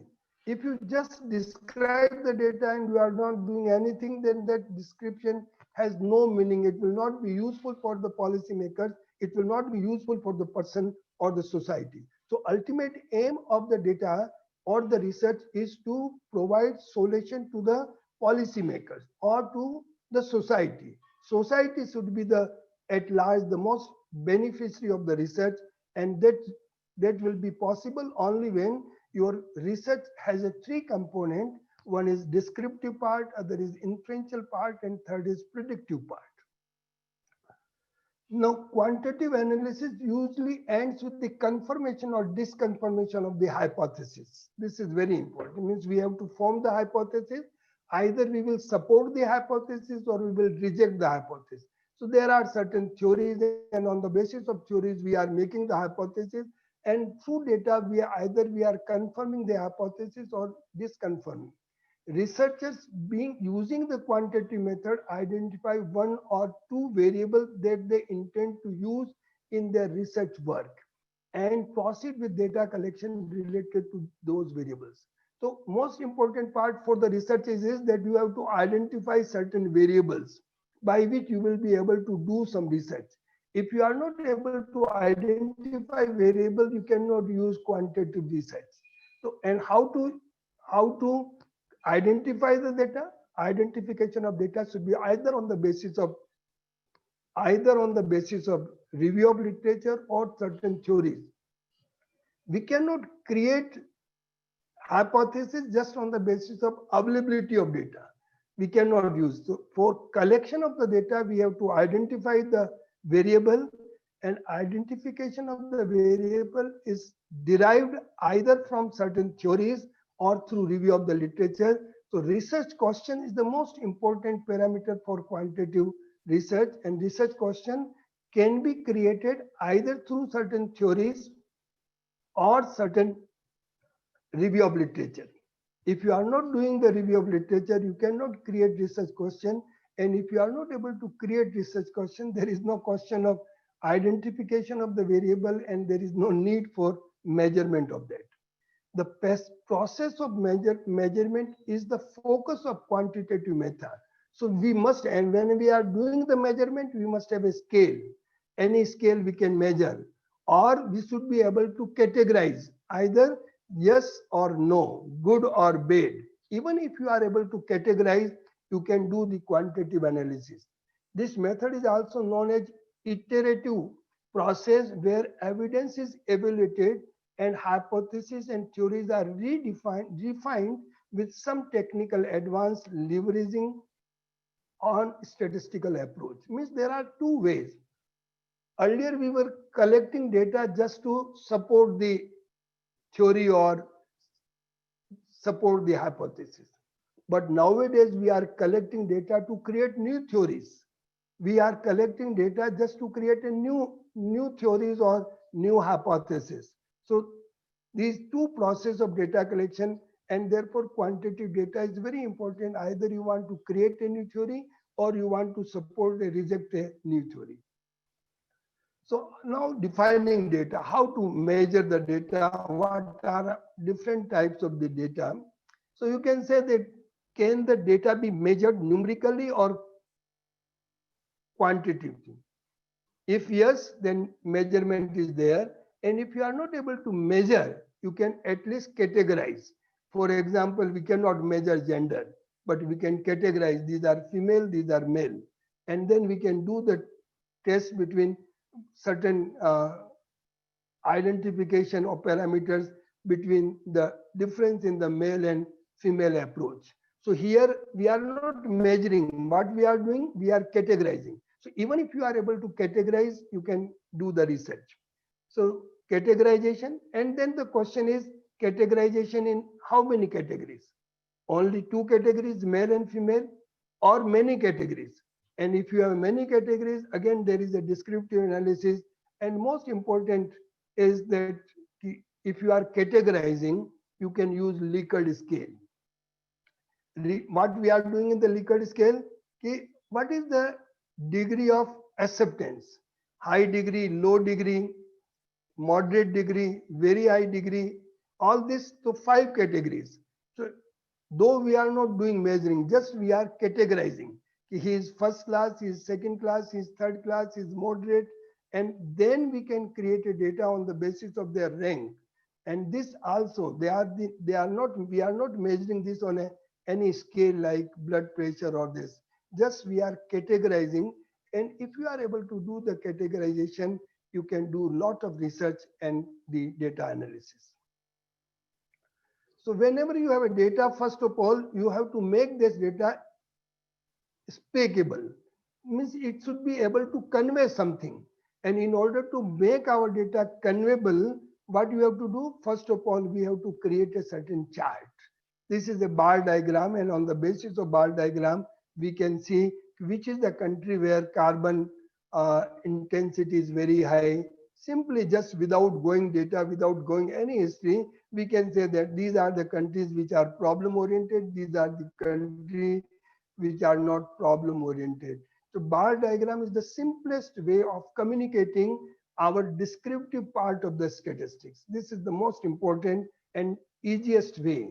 Newspaper and all other magazines are using bar diagram just to communicate what the data or what the sample is this. Second, histogram. The other way is the presentation of histogram. Histogram measures the frequency, this y-axis, and variable on the x-axis. So here I took the amount spent per visit and then number of frequency. And the basis of so you can say that this particular bar diagram is highest. Means here the maximum number of spent, most moderate number of spent is around 60 rupees. So just on the basis of histogram, you can say, and you can say that the concentration is before 60. The concentration is not above 60. So the major part of the population, they do the spending less than 60 rupees. This you can communicate just from the basis of histogram. So this is also another way of presenting the quantitative data. And third part, when you have a different classification, the best way of defining the data or describing data is pie chart or pie diagram. So here, because the area is converted, and on this basis you can say this is the 43%, this is 8%, 10%, 17, alag the northeastern south. You can categorize patient on the basis of age, you can categorize your patient on the basis of caste, you can categorize your patient on the basis of geography, and then you can say which type of region has the most higher degree of intensity and which type of the community has a lower type of intensity. So you can use pie diagram to explain the data. And this is very common. You will find in many hospitals such presentation is there. This is first part where we are giving virtual presentation to our data. But when we want to do some further analysis, we want certain quantification. And for that quantification, we have to describe our data or variable. And for describing our variable, you have to use different measure. And the most common measurement is central tendency, mean, mode, median. And on the basis of mean, we can say what is the representative value of this particular data. And the other parameter to explain the variable is dispersion. What is the meaning of the dispersion? What is the spread of the data? For example, suppose you have a patient and you are measuring blood pressure, and if the dispersion is very low, you can say that the behavior of the patient is consistent. And if the spread is very high, then we can say no, average is low, but the spread is very high, and therefore this is a very risky situation. So the other analysis for the descriptive part is the dispersion, like standard deviation or range and so on. So this is the way you can do the quantitative analysis. The first part is the descriptive, where you can say this mean. The other part is standard deviation. And the second part is related to inferential statistics, and this is test of significance between the two means, or this t-test, ANOVA, perfect relationship, positive, negative relationship, no relationship, correlation coefficient. So these are all to get certain inference about this. And these two, mean and standard deviation, is just to describe the data. Now here I am taking one numerical example just to explain what is the meaning of all these things which we have described. Age in months, we have information about 60 patients, and 60 patients, and their age is given like this: 71, 127 in months, 65, 82, 140, 153, 114. Now, if you go through this data, you will not be able to analyze anything. But if you give all this data into a diagram, bar diagram, age this way and month this way, then you will be able to say that maximum is of 80 months or 100 months. There are also 140 cases, there are also 12 cases with age 140 months. So you can analyze, there is not a single person with less than 60. So this is the way of communicating things. But if you do the further analysis, you will find that mean of this is 90, means average age is 90 months. Standard deviation 3.90, means 3.90 is the spread of the age, and the spread you can say is standard error. And then we can have a median, and then mode. Standard deviation is 30. So spread is this one. Now there are two terms. One is known as standard deviation. Standard deviation, we are working for one particular population or one particular sample. So what is the spread of the age? But when you want to do some statistical test like inferential statistics, you need standard error. And what is standard error? Standard, suppose you have 100 samples, and for each sample you have the mean. Then if you work out the spread of these means, then that is known as standard error of the mean. And that standard error of mean will communicate whether all samples behavior are compact or variety difference. So that is required. Without standard error, you cannot test the hypothesis. Even you cannot do the the interval estimation or the confidence interval, which I have said in the pathological test when we have a range of hemoglobin, that range of the hemoglobin was calculated on the basis of standard error. So if you want to go for descriptive, mean, mode, median, standard deviation is okay. But if you want to go for inferential statistics, you have to work out standard error. This is very important parameter. Then we have suppose we have two variables and we want to work out the relationship, whether one is affected the other. Like I said, what is the relationship between income and COVID-19? Or what is the relationship between age and COVID-19? It is said that the COVID is more serious in the senior age groups. So that age and all variables, we can work out the relationship. And then if you have this type of scatter diagram, first one, you can say there is a perfect positive correlation, means your age is also increasing and your intensity is also increasing. This is also positive relationship, but not very one, perfect nahi hai. This is a strong correlation, means the age and the intensity of disease is moving in the same direction.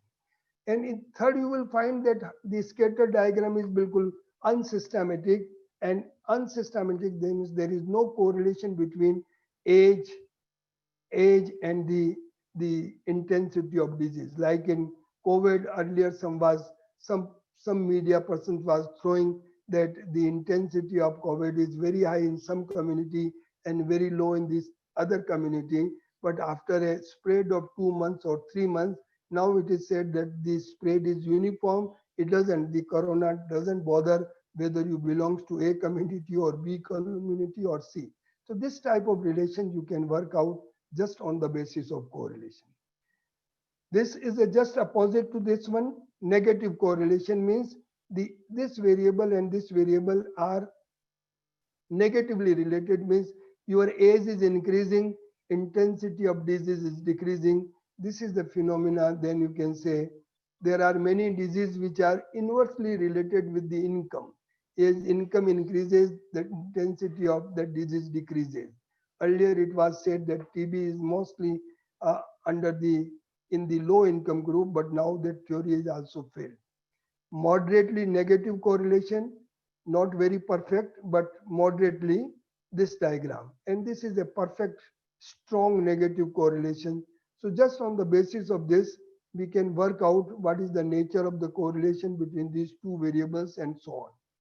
So these three parts is very important. One part is descriptive part, other is inferential part, and third part is the correlation. And without working out the correlation, it is very difficult to create a policy. Policy means that how to control that particular variable, how to control that particular disease. And if you want to suggest certain policy measures, you have to give certain correlation between different ones. Now, entire inferential statistics is based on this particular type of curve known as normal distribution. This is very important, normal distribution. And that normal distribution says that all population has a tendency to behave like this.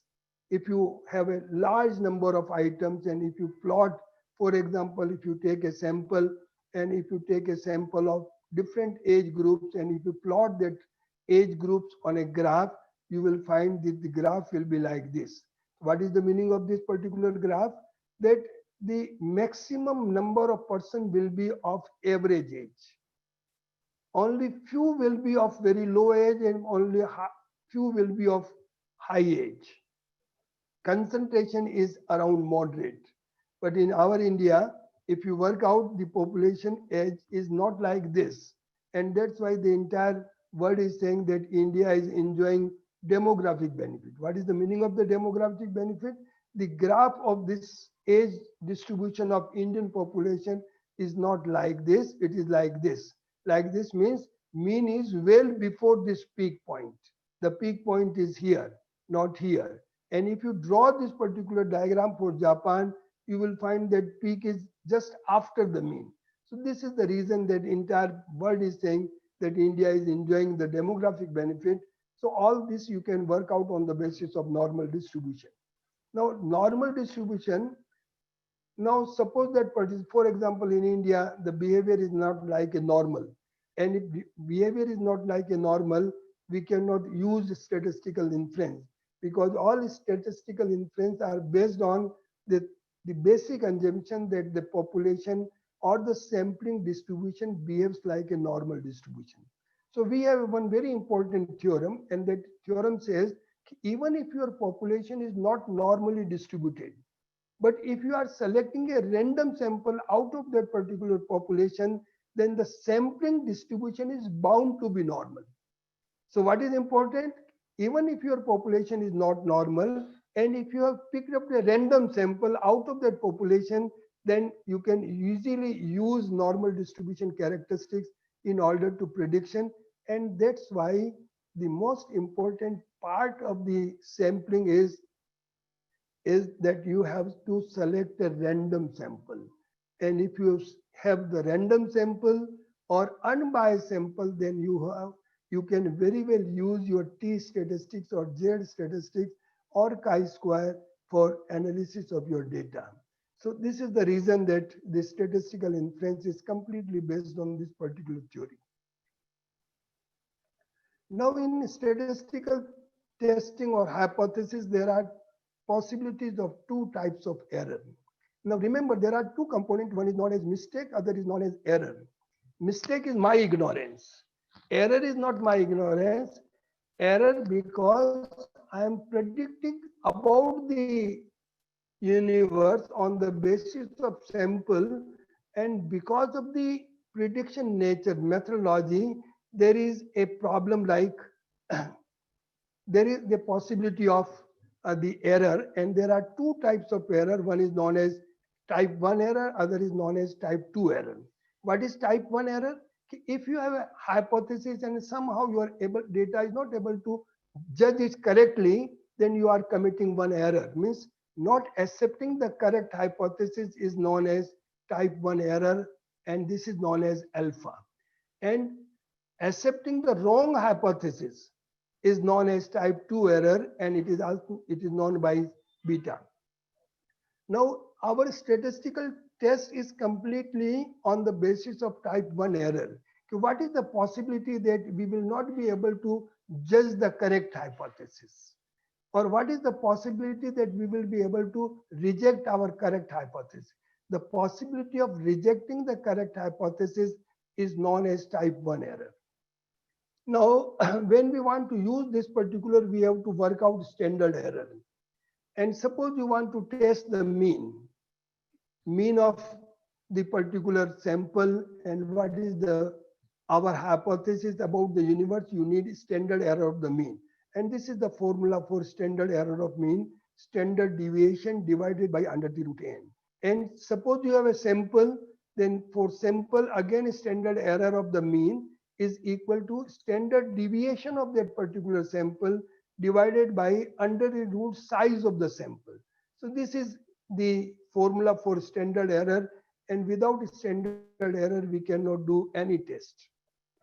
So this is a part of the level of significance, or it tests the hypothesis. If we take this particular, we are taking one-tailed test, and if your value of the t lies in this particular range, we will say that we are rejecting H0, and otherwise we will accepting the H0 hypothesis. So this is known as one-tailed test. This is also known as one-tailed test. This is known as two-tailed test. Whether we are considering both the side less than or greater than, then that particular is known as two-tailed test. So that all is very important, whether you are using one-tailed test. For example, suppose you want to test that the blood pressure in the COVID is higher than the average. Higher than the average means you are selecting only one possibility, and only one possibility means you are using one-tailed test. If you said that the blood pressure under the COVID is less than the average, means again you are using one-tailed test, and this is the situation. And if you predict that it can be either side, low or high, then you are using two-tailed test. So this is very important in order to decide the level of significance. Now I'm taking one simple example to explain how to use this phenomena for statistical inference. Okay, suppose we have a female, a sample of 100 females, and we have worked out the mean, and that mean is equal to 63.5. This is the way of writing the values of that. And let the standard deviation is 2.5. So we have selected a hemoglobin of 100 females, and that level is coming 63, average is coming 63.5, and our standard deviation is 2.5, the size of the sample is 100, and if you work out this under the root 10 divided 2.5 divided by under the root 10, it becomes 0.25. So this is the way of communicating the sampling distribution of means. And we took a sample, this is the mean and this is the standard error. And on the basis of standard error, we can test or we can estimate. For example, suppose we want 95% confidence interval. If I repeat this particular sample, what is the range of the blood pressure or the hemoglobin at 95%? So 95%, the Z value we will take up from the table on the basis of normal distribution. It is 1.96. So we will multiply 0.25 into 9.6, 0.25 into 1.96. One side we will plus it and one side we will minus it. So we will get a range. Means we are 100% or 95% confidence that if you have a random sample, the value will lies between 63 to 64. So this is the way of using sampling. Now, the other part is most of the time we want to test the difference between the two samples. Difference between the two samples. What is the difference, the average age or the average blood pressure of those who are not COVID affected or those who are COVID affected. So we want to have the test. And for that test, we can use the difference between the means. And suppose you have a mean of one is 130, other mean is 120. So whether this difference between 130 and 120 is all because of the chance or really there is a different behavior of the blood pressure for COVID and non-COVID patients. So we can do this particular test and this particular value, sigma 1 squared divided by n1 plus sigma 2 squared divided by n2. And then we are taking square root of these two. This is known as standard error of the difference between the mean. This is known as standard error of difference.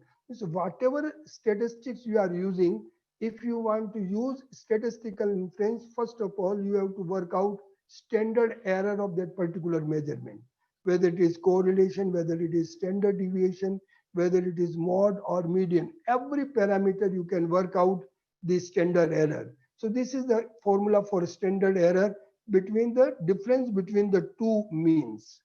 And so what we are assuming null hypothesis that the difference between the two blood pressure is not significant. And then we can work out Z value. Z value if your size of the sample is more than 30 and T value if your size of the sample is less than 30. And you can use S1 and S2 if your sample size is less.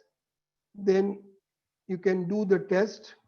Just work out the Z value if your Z value is less than the table value, because all different level of significance table values are given. I will explain in the later diagram. And then you can say whether it has any significant relationship or not. And this is the most powerful tool when we want to measure the efficacy of any particular drug. So we can have a two sample. One sample is not treated with the drug, other sample treated with the drug. And then we are working out the average, whether it is reducing the body mass index or not, whether it is increasing the body mass index or not. So that efficacy of particular drug can be measured on the basis of the significance difference between the two samples, and it is a very powerful tool. Similarly, you can create, if you have two variables or many variables, you can work out the correlation on the basis of the scatter diagram. And then on the basis of correlation, again, we can test whether this correlation is just by chance or really there is a cause or effect relationship between these two. So the correlation is also very important. Now the test of the significance, as I said in the earlier one, test of significance, difference between the two mean using t-test. Let us say you are conducting a study to compare the efficacy of two drugs in enhancing the immunity. Nowadays, immunity is very important, and every company is creating dose or something to improve your immunity. So whether that particular medicine is effective or not, so what we can do, we can have a one control sample where we are giving particular dose and other where we are not giving any particular dose, and whether this is improving immunity or not. And that immunity you can measure on the basis of body mass index, on the basis of the other parameters, and then you can conduct a test. So what we are assuming here, null hypothesis, there is no significant difference between the experimental group and the control group. Control group where we are giving the, where we are not doing anything, and experimental group where we are giving that particular dose. To solve this, we can use statistical t-test, and to obtain t-value, that formula I gave you in the last one, you can use this particular formula for the calculation of the t that is standard error of the difference between the two mean, and then on the basis of that you can work out t-value, and the t-value will be equal to what? X1 bar minus X2 bar divided by this standard error.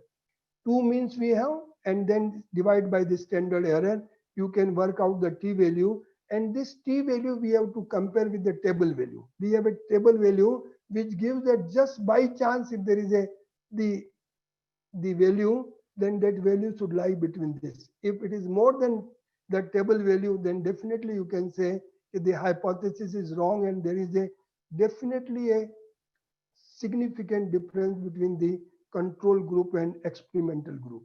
I did this particular exercise here.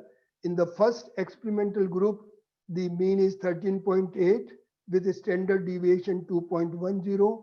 And in the second, the sample size is 10. The mean is 11.4 and standard deviation is 1.96.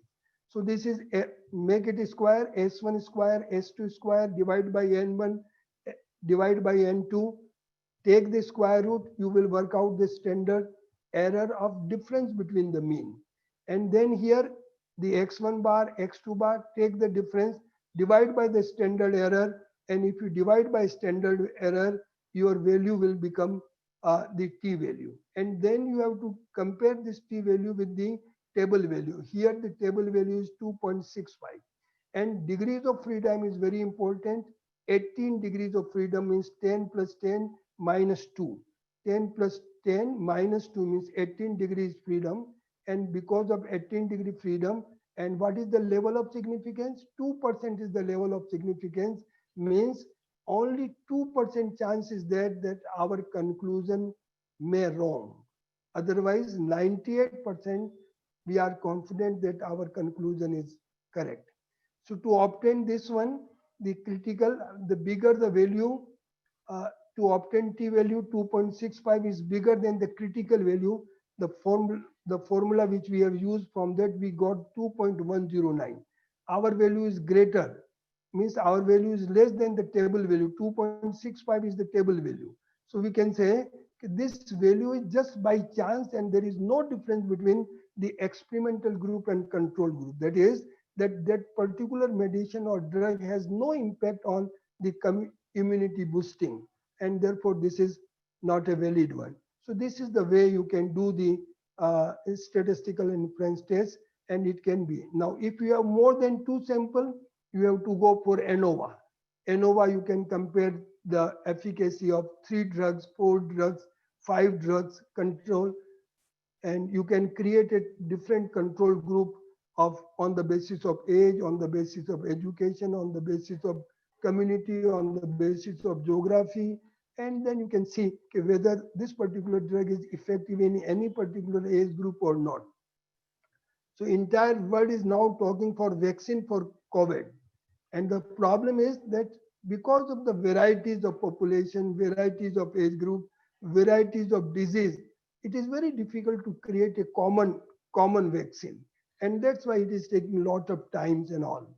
So this type of analysis, ANOVA analysis, is very important when you want to compare different groups. So for all this, we want the how to create the data, and for creation of data, we want observation studies. So we have to conduct a observation. You have to take, you have a patient and you are familiar with taking observation of that particular patient, and on the basis of that, you are creating a chart, and then on the basis of chart, the doctor is diagnosing the disease. And the other part of creating data is to conduct a survey.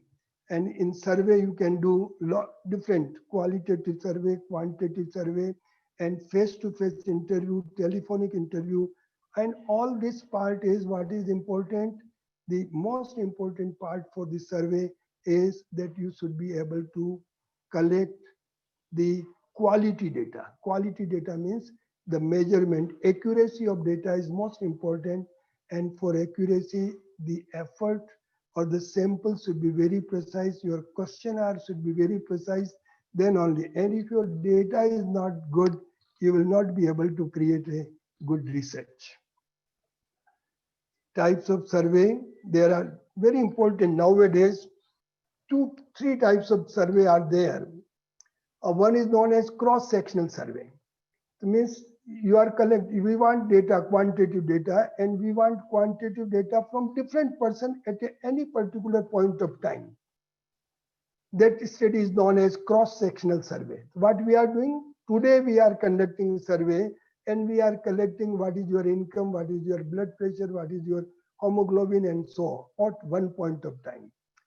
And the second survey, we are doing longitudinal survey. Longitudinal survey means over a period of time, we are observing what is your temperature in the 1 week.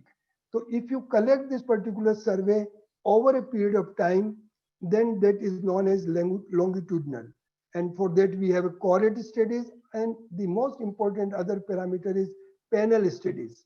And panel studies, what we are doing, we are observing at 2 different points of time. So what is the situation before COVID, same sample, and again we are taking same sample, what is the situation after COVID? And those who are affected COVID, and what is the situation those after the COVID. So such studies, sample is the same, time period is different, then that particular study is known as panel studies. So this is all about the quantitative analysis. If you have any observation, any question, most welcome. Sweta, madam? Yes, sir. So thank you so much, sir, for a wonderful explanation. Indeed, the topic is a very vast one, but still you have tried to tell in brief. Yeah. And in fact, we all have studied this, but gathering knowledge again, revising, clearing the concepts with you was really a different experience. Thank you so much, sir. Okay, nice. Thanks. Yeah, we have some questions, sir. Yeah, Miss Archana More is asking that sometimes we reject the research hypothesis. That means, is it type 2 error, or can it be rejected or not? Mostly in nursing studies, we need to reject null hypothesis only and not research hypothesis. Can you please clarify? Yes, very right. There are 2 things. One is research hypothesis, other is null hypothesis. The research hypothesis is created on the basis of our research question. And then on the basis of research hypothesis, we want to create a null hypothesis. So we are rejecting or accepting null hypothesis, not the research hypothesis. For example, suppose you want to test the efficacy of quinine on malaria. So this question, research hypothesis is what? Efficacy of quinine on malaria. Null hypothesis is quinine is not at all effective in the malaria. So what we are rejecting whether quinine is effective or not. Now, rejecting null hypothesis doesn't mean that we are rejecting or we are committing type 2 error. Type 2 error is a very serious. Type 2 error is that error which we are committing when we are proving wrong hypothesis. So proving wrong hypothesis quantity is type 2 error. So if you take that 5% chance that we are rejecting this, means 99%, 95% we are confident that our rejection is correct. What we are rejecting, Quinine is not effective. And if we are accepting it, means Quinine is effective. So this is the, so type 2 error doesn't mean that we are accepting the wrong hypothesis. And in any case, we are not rejecting the research hypothesis. We are rejecting null hypothesis. So on the basis of research hypothesis, we have to create null hypothesis and alternate hypothesis. And null hypothesis, for example, in Quinine case, what will be the null hypothesis? Quinine is not effective and we are accepting it. Or Quinine is effective. We are rejecting null hypothesis, alternate hypothesis. I think this it should serve the purpose. Yes, sir. I think Ms. Archana is satisfied with the answer. There are no further questions, sir. Again, Okay, nice. again, we are so much thankful to you, sir, for your presence and sharing your expertise. Thank you so much, sir. Thank you so much, ma'am. This was a wonderful opportunity, and I thank Aradhana madam for giving me this opportunity. Earlier, she also conducted one workshop, but at that time I could not participate because of my busy schedule. Now, because of my retirement age, so I am free and I'm very happy, and very big thanks for the madam principal. And I was not knowing that she had joined as a principal, because when I was at Indore, she was not a principal. Now she is leading a wonderful college, very good institute in Indore. So I congratulate him for the success. Thank you so much. Thank you, sir. Thank you so much.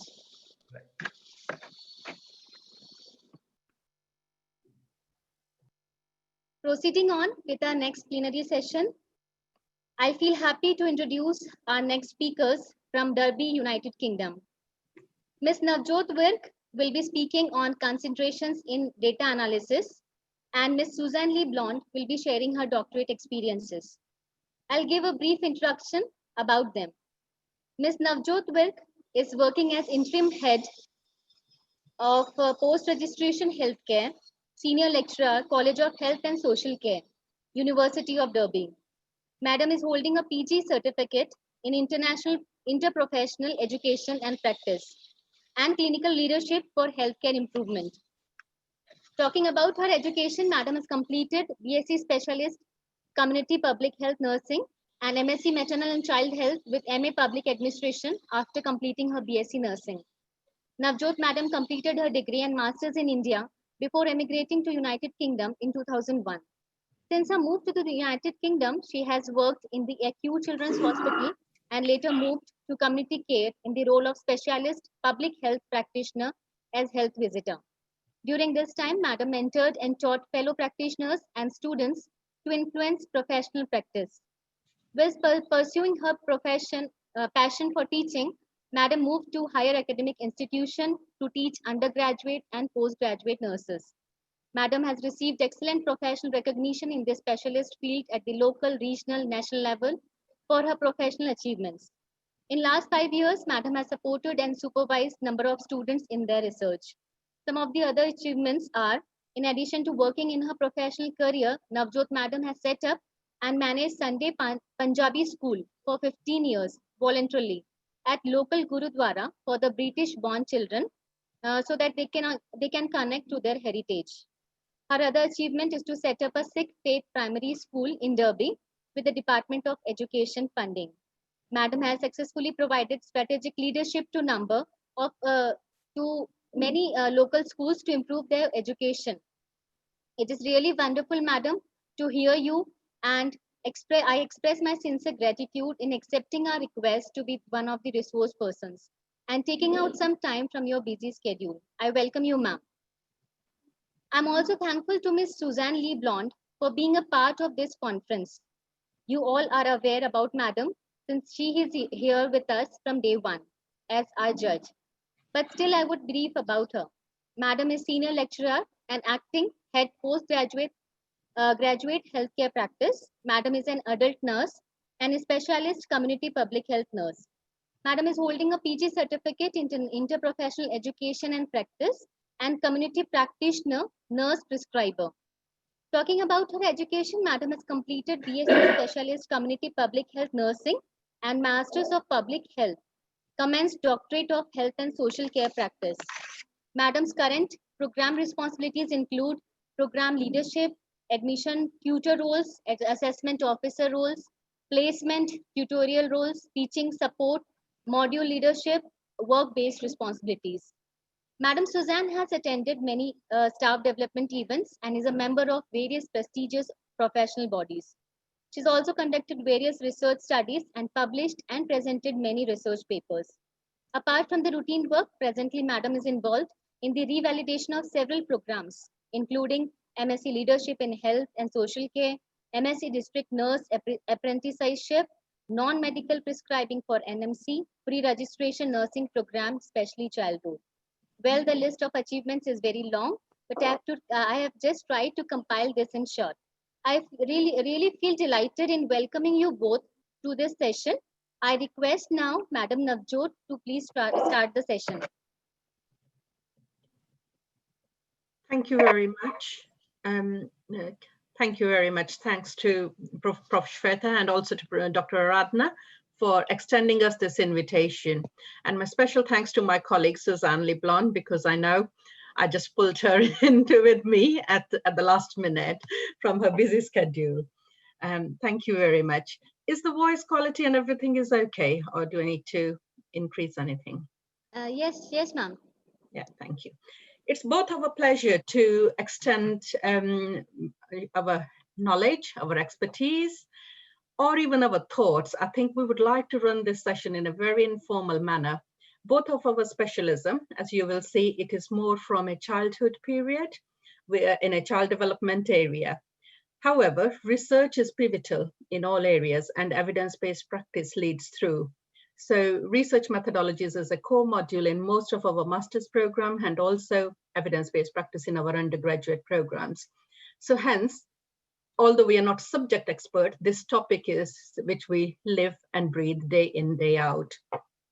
I'll start sharing my screen, and I must say this opportunity is bringing me back to my heritage.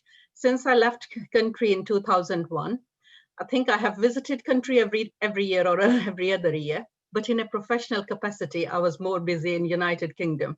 So it is being nostalgic about number of memories here today. So I'll start sharing my presentation.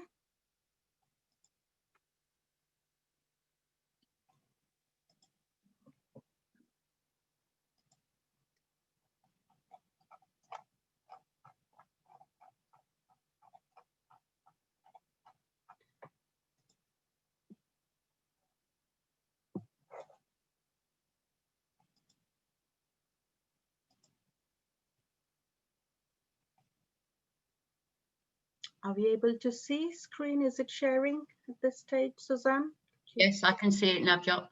Okay, I think I have got a bit of lag on my side at the minute, so just give a couple of seconds. How we're going to run the session is, I'll go into a bit of theoretical part at the beginning, then we will be sharing practical aspect of Suzanne's doctorate, and then later on at the end, we will conclude about the some of the considerations in data analysis, how the common pitfalls can be avoided. Unfortunately, I could not attend all the sessions onto yesterday. However, I have caught up with some onto the YouTube and also had an excellent feedback from my colleague, Suzanne. It was nice to hear about the quantitative analysis before the session this morning. So that was really, really great. I think the topic is broad because if we think about data analysis, we can not only 2 days or rather a week, or we can have the discussions about data analysis for 6 months and still we will feel that, yeah, we have not touched on to every aspect. However, for the purposes of the next 45 minutes, we will be taking considerations into data analysis, that what things we can do and what we can avoid while doing any type of data analysis, whether it's qualitative or quantitative. So outline of the session would be, Sorry, I'm just trying to move my screen a bit. We will be discussing data analysis briefly, importance, types, and process. We will discuss about the common pitfalls to avoid and discuss any data analysis consideration with an example of current research. There is no harm to revisit the definition, because data analysis is basically the process of cleaning, transforming, and modeling data to discover useful information for decision making. Most of our decisions, they are always, whether it's in our day-to-day life or in our professional life, is based upon data analysis. And for doing that, we use a variety of data analysis tools, which can be used during the process, either to manipulate data or to analyze the relationships and correlations between different data sets, which helps us to identify patterns and also any trends for interpretation. It's really important, because if we are describing and summarizing data, if we are identifying relationships between variables, etc., then only we are able to forecast any outcomes. Without that, it is difficult, because data or numbers itself do not speak. Until we draw any inference from them, they are insignificant. Because if I say 22 as a number, that doesn't mean whether I'm talking about 22 marks, whether I'm talking about 22 degrees centigrade, whether I'm talking about 22 out of 50, unless we are analyzing that, it has not got any significance. So it's really important to analyze the data. There are different types of data analysis, and I know we have heard about quantitative analysis, qualitative analysis, etc. But just to think about, coming back to the general introduction, I'm just trying to talk about this classification of data analysis basing on to COVID-19, because obviously we cannot ignore this global pandemic, which is affecting all of us, and taking an example based on to that, rather than taking any other example. One of the classification of data analysis is a text analysis, and it is also known into research field as data mining. This method is mainly used to discover a pattern into large data set. So whether we are trying to transform the raw data to get any business information. So initially, when the COVID-19 started affecting, the text analysis came up about, this is the number of people who are being affected, who are being tested positive. These are the number of people, those who are being affected by COVID-19, and what's the morbidity rates onto those. The other type of analysis is statistical analysis. And I think after having a wonderful session onto quantitative analysis, I will not be doing any justice to this, because into statistical analysis, as Professor Gaikwad has explained earlier, this talks about what happened by using the past data in the form of a dashboard, or we are trying to collect data, analyze, and interpret into the number. This can be that statistical analysis can be described into further two categories. It could be either descriptive analysis, like he was using it in his example, what percentage of patients are being affected by hypertension and what is the correlation between hypertension and COVID-19. Or it could be, diagnostic analysis is, descriptive analysis is mainly showing what is the mean and deviation for continuous data, where percentage and frequency are used for categorical data. And inferential analysis is, as a part of statistical analysis category, where we draw inference from that statistical information. Another type is diagnostic analysis. In diagnostic analysis, we try to analyze why did it happen. Yeah, a lot of diagnostic analysis has happened in the COVID-19 studies to see why it is affecting some particular demographics more. So for example, in United Kingdom, in diagnostic analysis, they are saying the BAME community, Black and Asian minority ethnic community, it has affected more. It is the morbidity is 5 times higher, the disease severity is more. So they are trying to see what is the relationship, why it is happening more.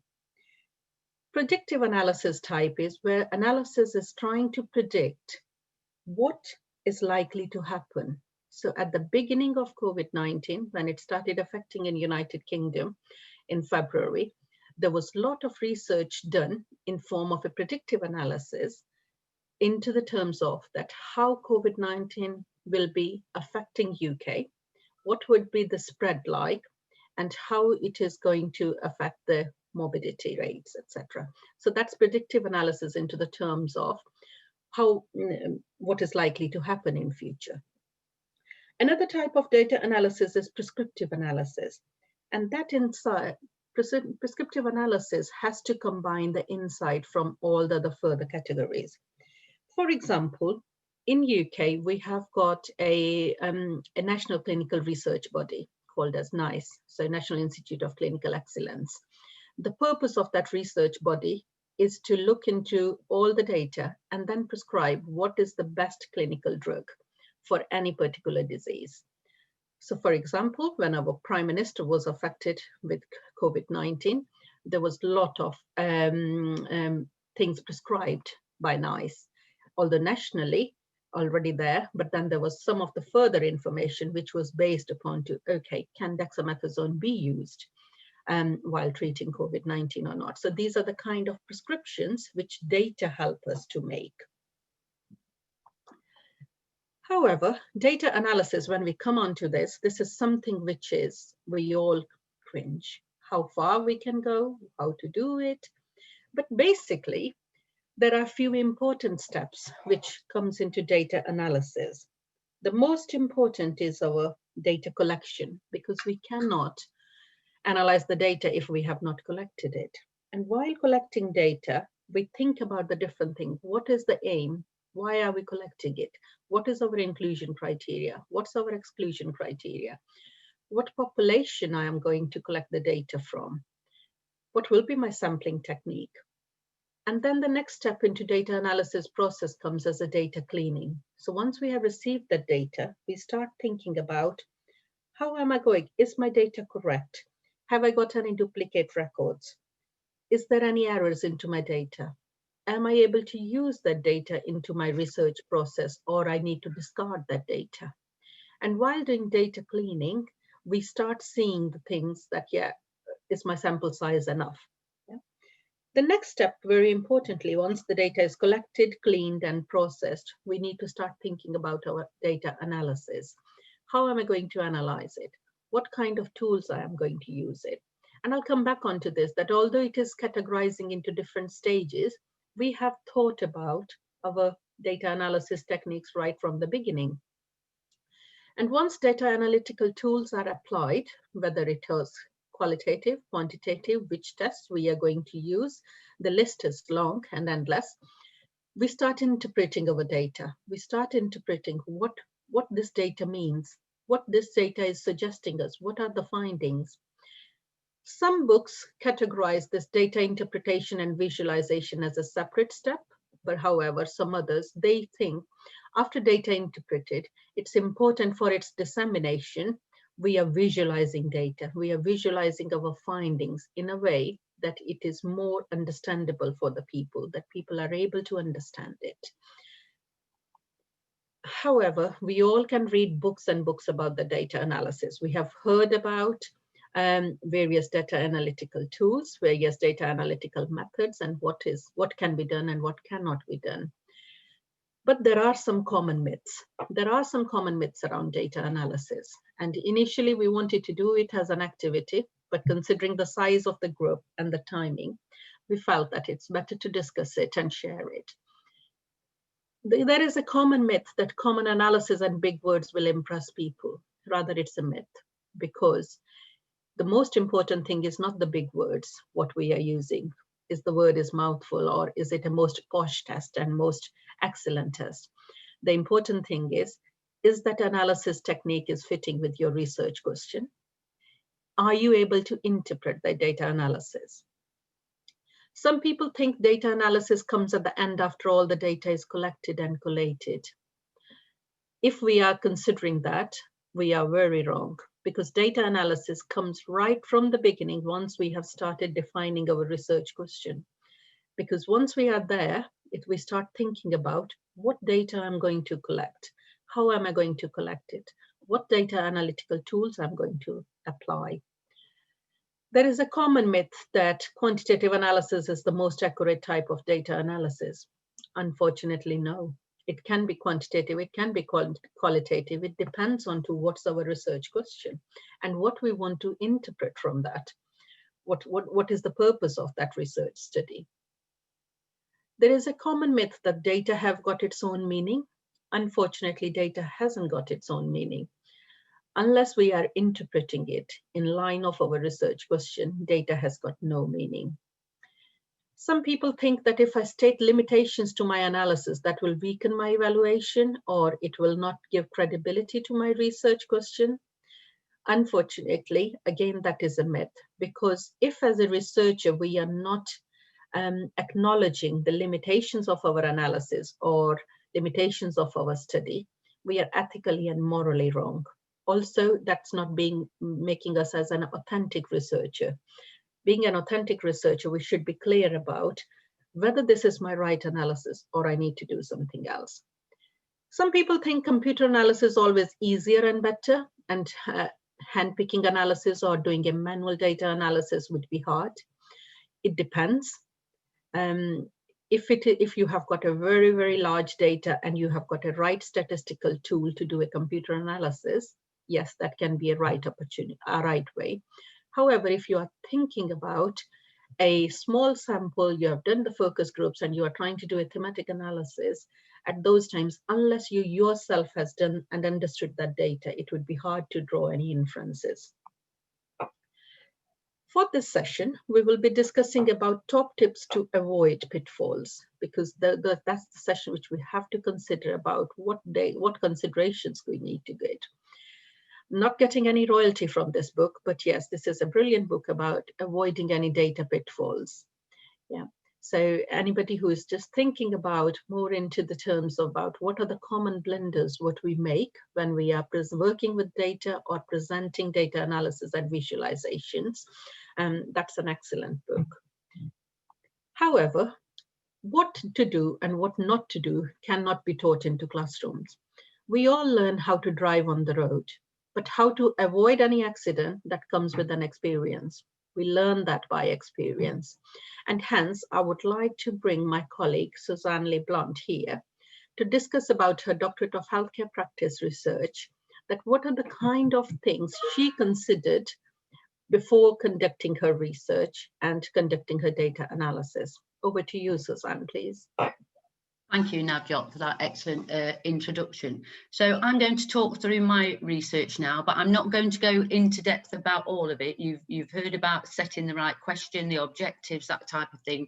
And this hour slot that we were given to discuss with you was about the analysis, particularly for this research event, but also the looking at the pitfalls. So in discussing my research, I want to highlight some of the things that I've definitely learned either at the time or in hindsight that I needed to keep in mind all the time. So as you've already heard, I'm a nurse by background since 1983. I've been a health visitor since when, I don't know, 96. And within the UK, lots of people do their initial training and then they go on to do specialist programs, which is an additional qualification, either in like health visiting, prescribing, also got that. So lots of opportunities can help. And I know prescribing is something that's on the agenda going forward in India, as far as I'm aware. So my research was an exploration of the lived experience of male health visitors, an interpretive phenomenological analysis. The aim of the investigation was to explore the lived experience of being a registered male health visitor. The objectives were to explore the lived experience, to investigate why these men chose health visiting as a profession, and to consider the impact on service delivery of health visitors. So just to quickly put that in context, a health visitor is somebody that's a qualified nurse, they have to be before they can do that course. And then they go out and actively look for health needs within the community with children and families. Now, in the UK, because it's a role that's particular to the UK, there's some gender bias there, definitely, about men going into houses of women who have just had a baby, which is the very first contact we have with mums, and then we work with them right up until the baby child is 5, and then they get transferred over to a school nurse service. So there's, in the last, it was interesting yesterday to hear about how many male nurses were in a particular research project we were hearing about. I think it was 55% that replied to that study, because in England for the last 100 years only 10% of nurses have been male, and of those, and of health visitors, something like 0.02% are male. So they really are a minority group. So I wanted to look at how was that service for them and that job for them within a female dominated situation. So I've learned from all of you, my assumptions were that it would be different in some way, but I couldn't pinpoint how, because some of the male health visitors I've met, it didn't seem to be any different. So I wanted to investigate that. Thank you, Navjot. So my rationale, where did this study come from? Where did I look for it from? In my Masters in Public Health, I looked at teenage parents, and the predominant voice that I heard was women, not the fathers. I was hoping to look at teenage fathers within my doctorate, but when I did my initial literature review, I found that there was already a massive study done quite local to us from Education, Health and Social Care. There was no way me as an individual could emanate that research. So I looked again at my themes from my original Masters and thought, actually, those few men that did have a voice wanted to know why there weren't more men in our child and family services that could support them. As a health visitor, I thought, yeah, actually, in health visiting, there aren't many. Why is that? I need to look at this. So that's what brought me to this question. I then did my initial literature review again on this question, on men in health visiting. The search terms, trying to find the right search term was very difficult. So already I was starting to analyse. There was even the images of men in nursing were really stereotypical. So that's why even before my question was formed, I was already starting to think about what does this actually mean, which is all part of analysis. It does not come later on, as Navjot and Dr. Sharma yesterday quite rightly highlighted. So there was a gap in the in the literature. There was nothing about male health visitors. So that's why I wanted to explore what was going on. So why this methodology? I wanted to use phenomenology, and particularly interpretive phenomenology, because I'm looking through the eye, the lens of somebody who is an expert in that field. I already know about health visiting. I already know everything you're supposed to do in health visiting, but that's from a female perspective. So I needed to discover what it must be like for men in the field of health visiting. So an inductive process, trying to get all that knowledge and start to correlate some patterns amongst it. I wanted to know how it feels for them. What was it actually like, the exponential feeling for them, so that it was relative to them and not anybody else imposing it on them. I wanted to gather their perspective and the meanings they give to their experience, the subjective nature, and then construct that into some sort of patterning, as Navjot mentioned earlier, where I started to bring themes and superordinate themes together, so overarching themes. I don't know if you can see me, but I'm using my hands a lot, I've just noticed. I wanted to use interpretive phenomenology because it's called double hermeneutics. So hermeneutics is a nice term for interpretation. So it's the participants' interpretation of what has happened to them, and then it's my interpretation, which I think we do actually as nurses. Definitely we try and interpret what people are saying to us. So what does this really mean for them? So double hermeneutics is my interpretation of their interpretation. So as you can imagine, this is quite unique to me being a health visitor to start with. If it was a different researcher who did not have that background knowledge, even with the same data, they may come out after analysis with a completely different perspective. I'm not sure. And also, when I was asking some of the questions, which I'm going to come on to, I was able to add in little questions that I knew about that was able to open the conversation further, which you can do in semi-structured interviews. Finally, I wanted to use a robust method of data analysis. And for that, I turned to Smith and Larkin, who have written, you know, a few books on interpretive phenomenological analysis. I'm not going to go into my pilot study, but I did do a pilot study on 6, because there's so few health visitors, I did a pilot study on 6 male nurses.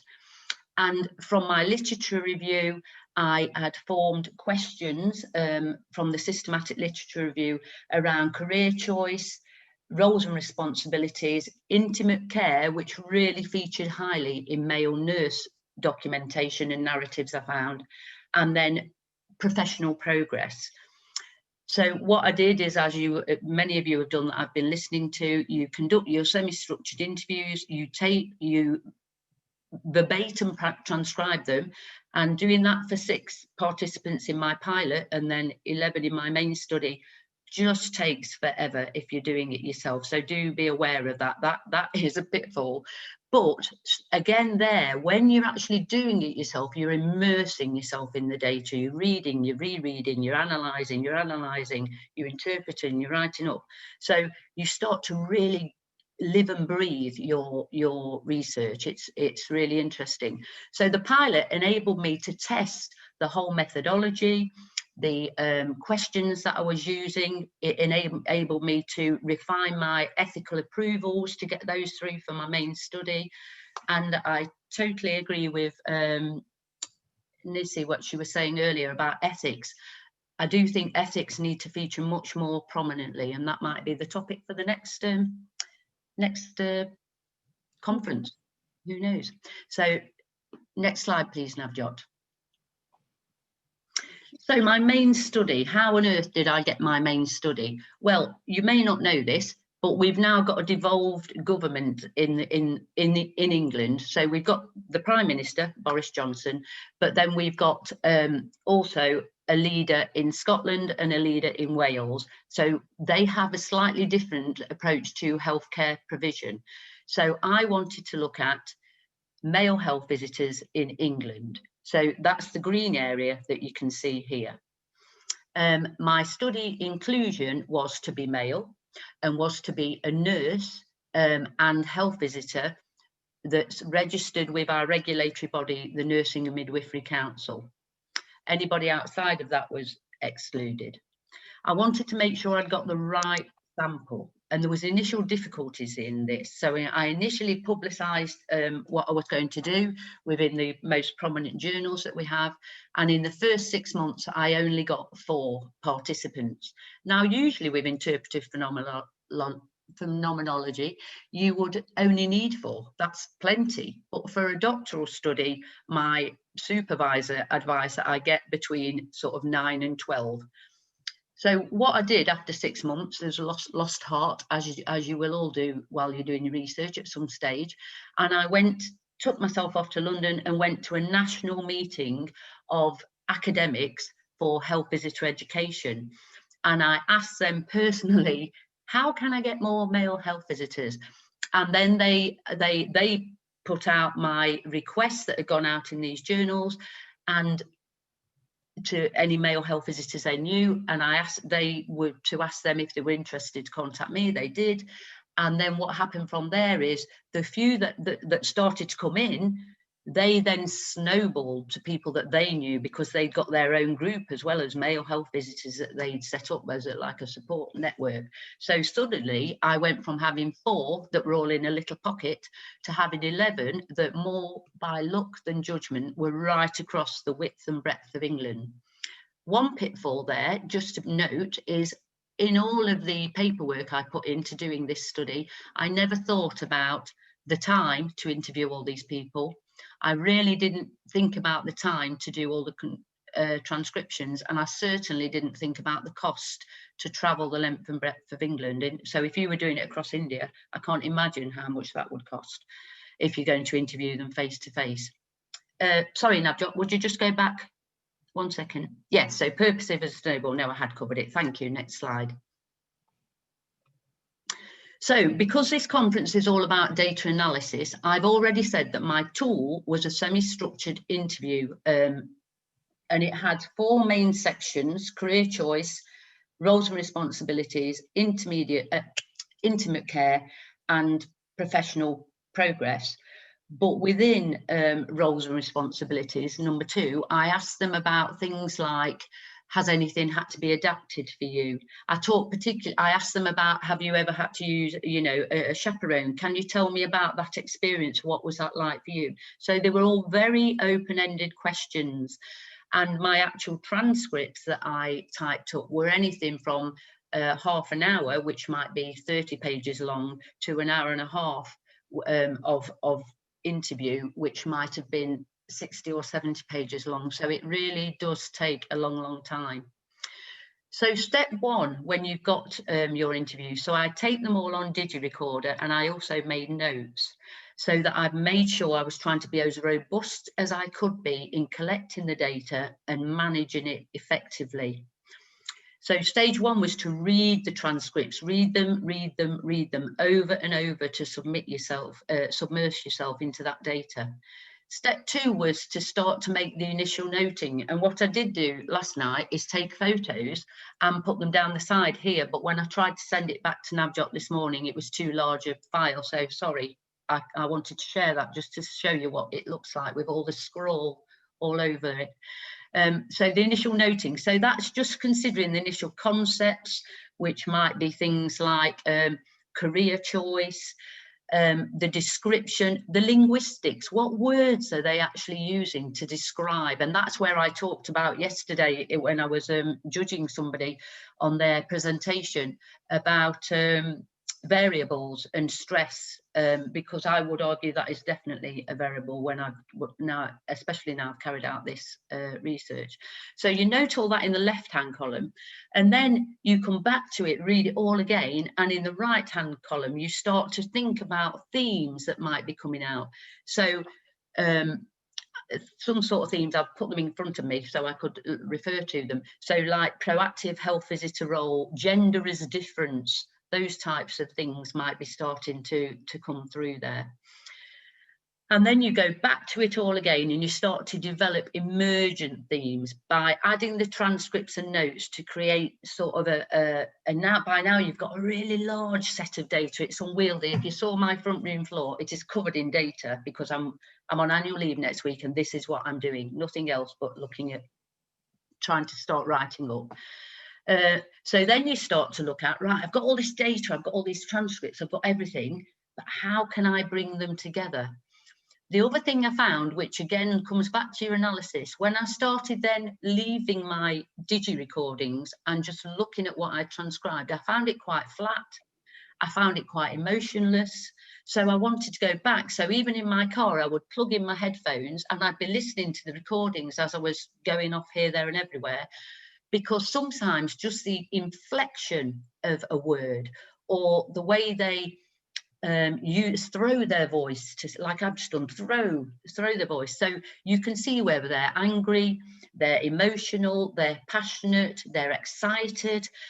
Whereas just reading it flat from a script, it's really hard to get that. And again, that will influence your analysis when you're doing qualitative research, definitely. So I started to develop these emergent themes. So I've got things like gender as difference, career progression.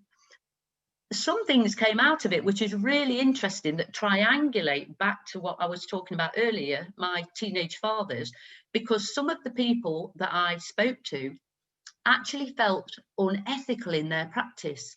They were telling these fathers and mothers all about child rearing and parenting and promoting positive health, but actually they were undergoing relationship strains of their own, and they were finding as fathers actually they're quite marginalised in the UK, possibly other areas of the world, because if the mother says you're not seeing my child anymore, it's quite difficult for a father to overturn that. And I would say in a patriarchal society, that's one area where the females still seem to have the domineering hand, and the men don't really, they have to really prove their case to get accepted as a care provider for that child. So that's quite a stark thing. But that, for me, I thought, wow, this is actually triangulating with the thing I thought I couldn't look at. So that was really exciting, because when you first come back and you've got all that data, you think, what am I going to do with this? What, you know, so you have to really think about what it is you're looking at, what you are analysing, why you're analysing it in that way. And then you start to search. So step 4 is about searching for connections, looking at similarities, diversities, significant events, frequently used references and purposes. And I'm going to go over to another slide quickly and then come back, because step 4 is really the intense part of the analysis. And remember, I said the authenticity goes from you using a prescribed tool, whether it's quantitative or qualitative, in a specific way. So in step 4, when we're starting to look, chart, map how the things come together, we have to look at abstraction. So we have to look at drawing like for like. What are similar things across all the scripts that I've now got before me that I can pull out and start to put into it, what we call a superordinate overarching theme? Subsumption. What are the emergent themes that come together, and which one actually is then come out as a superordinate theme? So I would say gender as difference has now come out, which it wasn't in the first view I did. There wasn't much difference at all, and then in the last view I did, it completely changed. So I found things that I wasn't expecting. So gender is different in that role of work, and then into that you start to subsume other emergent themes, so it becomes a bigger superordinate themes. Polarization, so looking at the difference. So I've definitely found a difference. I've found some men that felt really engaged, integrated with a female dominated service delivery, and I found other men that have felt bullied, ostracized, isolated, for all sorts of reasons because they were a man. And this isn't from who you would expect. It's not from the clients. This is from other members of staff, which is really worrying. So hopefully what I'm hoping to do, if ever, you know, when I get to the end of this, is start to look at that culture within a, you know, because we hear it a lot, don't we, about the police in a male dominated area, but you don't particularly hear that about a female dominated area. So I want to get that out there, you know, internationally, not just nationally. And then to contextualization. So look at the thought process, the cultural key life events that might drive some of the thought processes and feelings that have come out from the research that I've been doing. Numeration, we look at the frequency with which a theme is supported, but we don't overemphasize that. We don't say, oh, they said this 15 times, therefore it must be a theme, because some will have said it in one way, some of us said it in another. So it might actually, depending on how it was articulated, a particular notion might have ended up in career, for instance, rather than gender as difference, or it might have gone into role progression or roles and responsibilities. So it's not just by counting numbers and I don't mean just in any derogatory way at all, but it's not by counting numbers that you would come to that. And then function, for instance, I've already mentioned that I have already got, for example, victims that seem to be a victim of the system, and I've got, well, actually, even there, I would add to that. So I've got survivors, so people that were a victim but became a survivor. But I've also got champions and you know, that have never had any issue, that have just championed the role. So the thing I've already noticed there with victims and survivors is the ones that seem to, the male health visitors that seem to have really embraced the role and used the role, really haven't got anything bad to say and will definitely go into it again, seem to be the ones that have had a really strong supervisor from the beginning, a mentor that they've looked up to, that's sort of had them under their arm and supported them throughout. So if we go back to the data analysis, so you do that for every single case, you do that, every single participant. And then you move on to the next participant and you repeat the whole process again to create individual themes and new themes to make sure you're not just thinking, oh yeah, that'll fit in that one, that'll fit in that one, because then again, you aren't doing the analysis justice, and you definitely aren't doing the experiential perspective of each individual participant justice, and because this will all affect your analysis. So you move on to the next case, repeating the process, and then the end bit, which is the bit I've just, I say bit, it's all very lengthy. You're looking for patterns across the whole of the cases, potentially charting or mapping graphically, and that's the stage that I'm up to at the moment. And the thing is about qualitative data, you can't rush it. You can't rush it. I tried to get ahead early, and things, life steps in the way and everything else for a start, but then also you need to ponder, you need to think about this, you need to go away and do something completely different, and then come back and look at it again, and you look with new eyes and you think, oh yeah, and things start to pop out at you, different perspectives, different connotations. So one element about analysis I really wanted to look at, and a pitfall, is conscious and unconscious bias. Because my gender, I'm a female, so I'm going to be bringing gender bias whether I want to or not. I always try not to be biased about anything, but you do it. So I'm a female looking at the male perspective, and some of what I found, I thought, actually I remember feeling like that. I can remember being told as a 17-year-old girl to go and do a through shave on a surgical ward to a male occupant, and being absolutely horrified. I didn't know what I got to do. And we've heard similar things, you know, from some of these participants. Cultural bias. So that might be from a male to female perspective again, but also there's cultural bias within all of our disciplines. So there's definitely cultural bias as a health visitor. So again, I might look at it differently. The distribution of the participants. So already I was looking, even on the train going to some places, and the different correspondence I got, straight away I was starting to think, oh, well, that's interesting, they're here, and these people are in an inner city, really chaotic caseload, and these ones are in the nice sort of suburbs or in the beautiful countryside or on the coastline, and they've got different contentions and complexities within their caseload.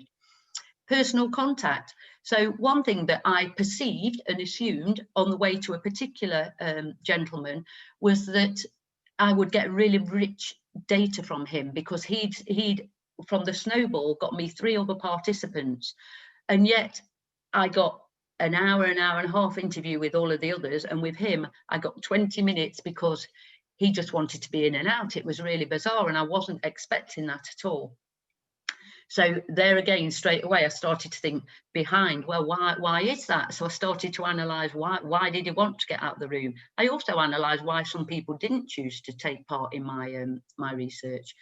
Their gender bias, they're coming at it from a male perspective. They obviously had gender bias against some of the female interactions that they come across, their cultural bias.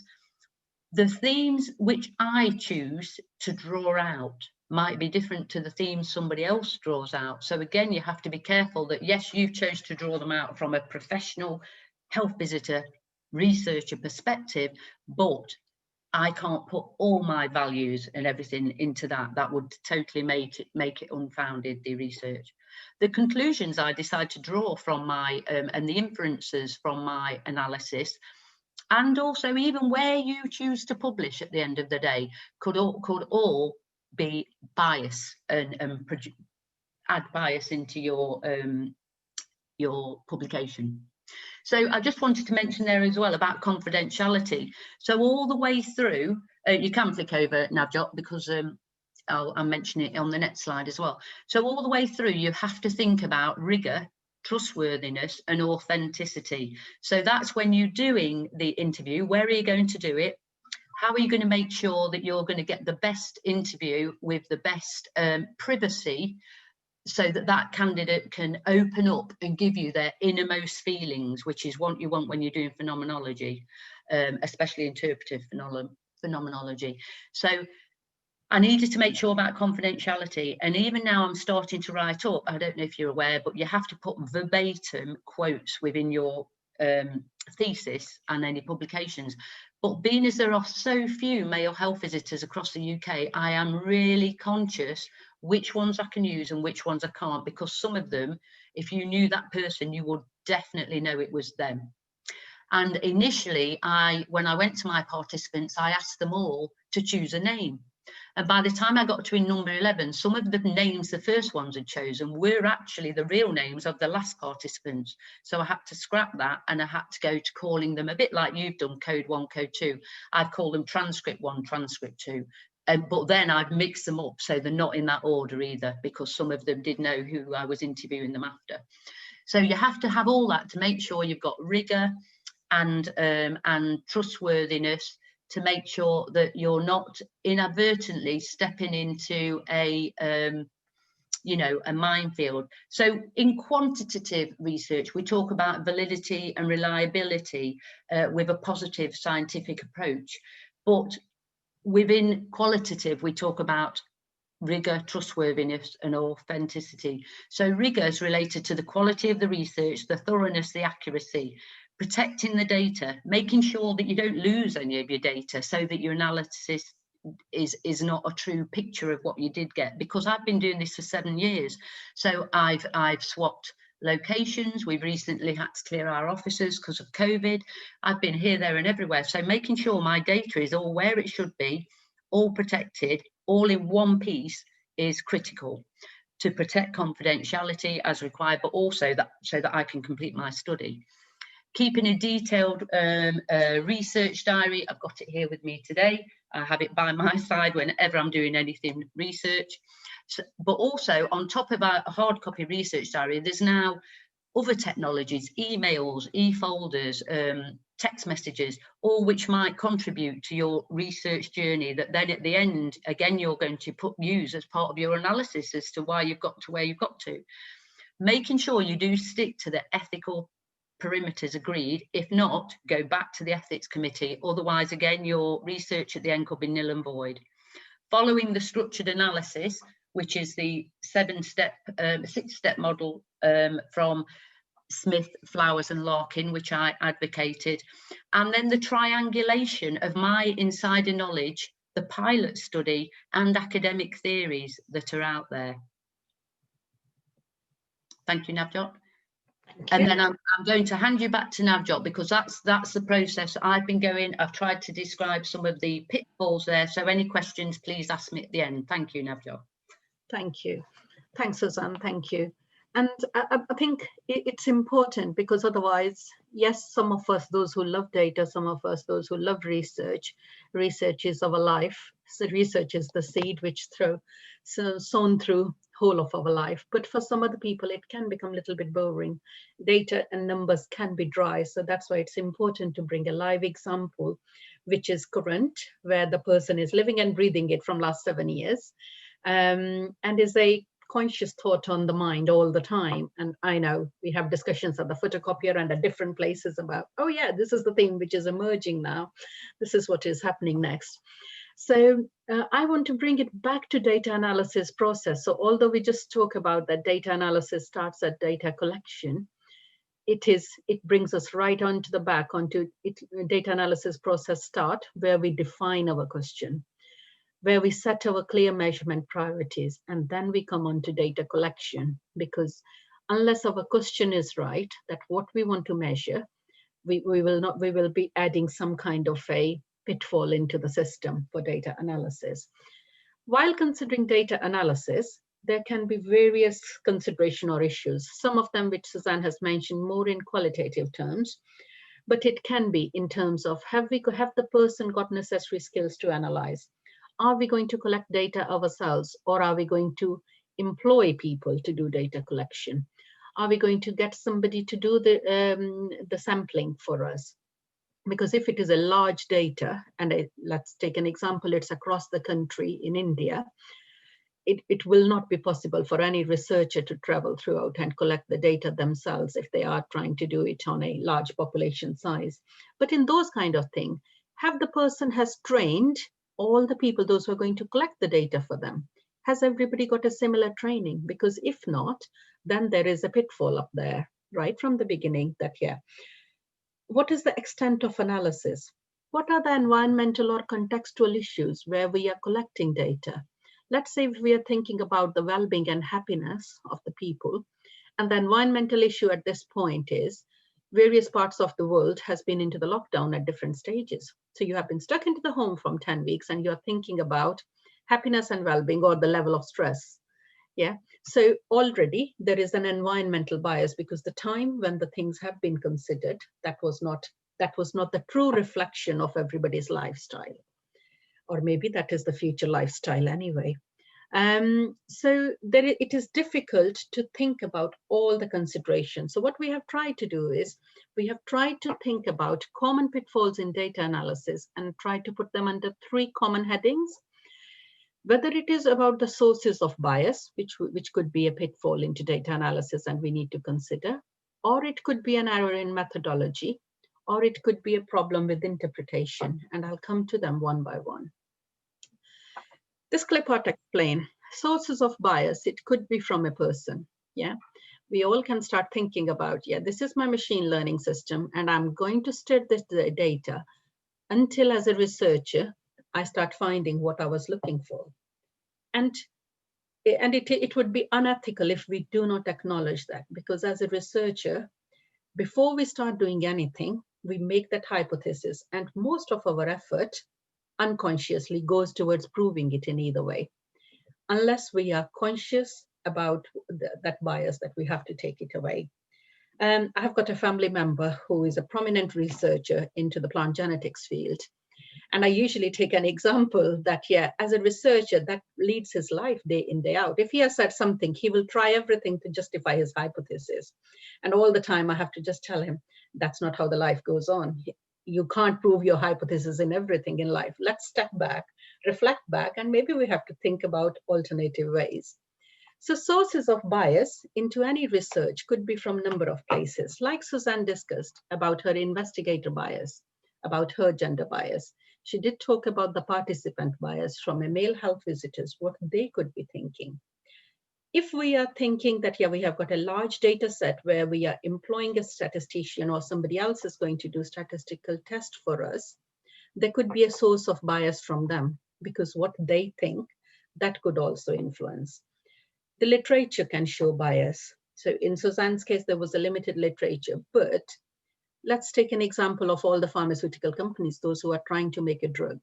There is a source of bias from each pharmaceutical company in terms of the way they are trying to analyze their data to show. It could be a bias from the instrument, that statistical test, the tool package, which we are trying to use, that can also introduce some kind of a bias. There could be a bias from external variables, like I was taking an example about environment and the mental health of the people while they are into lockdown. So there could be different sources of bias. And as a researcher, we need to make sure that, yeah, we are trying to minimize that bias.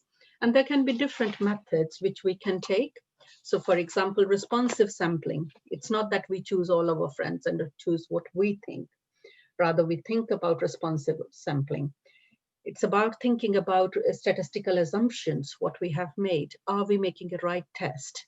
Such as if we are thinking about various variables, are we applying ANOVA or are we trying to have a direct correlation testing?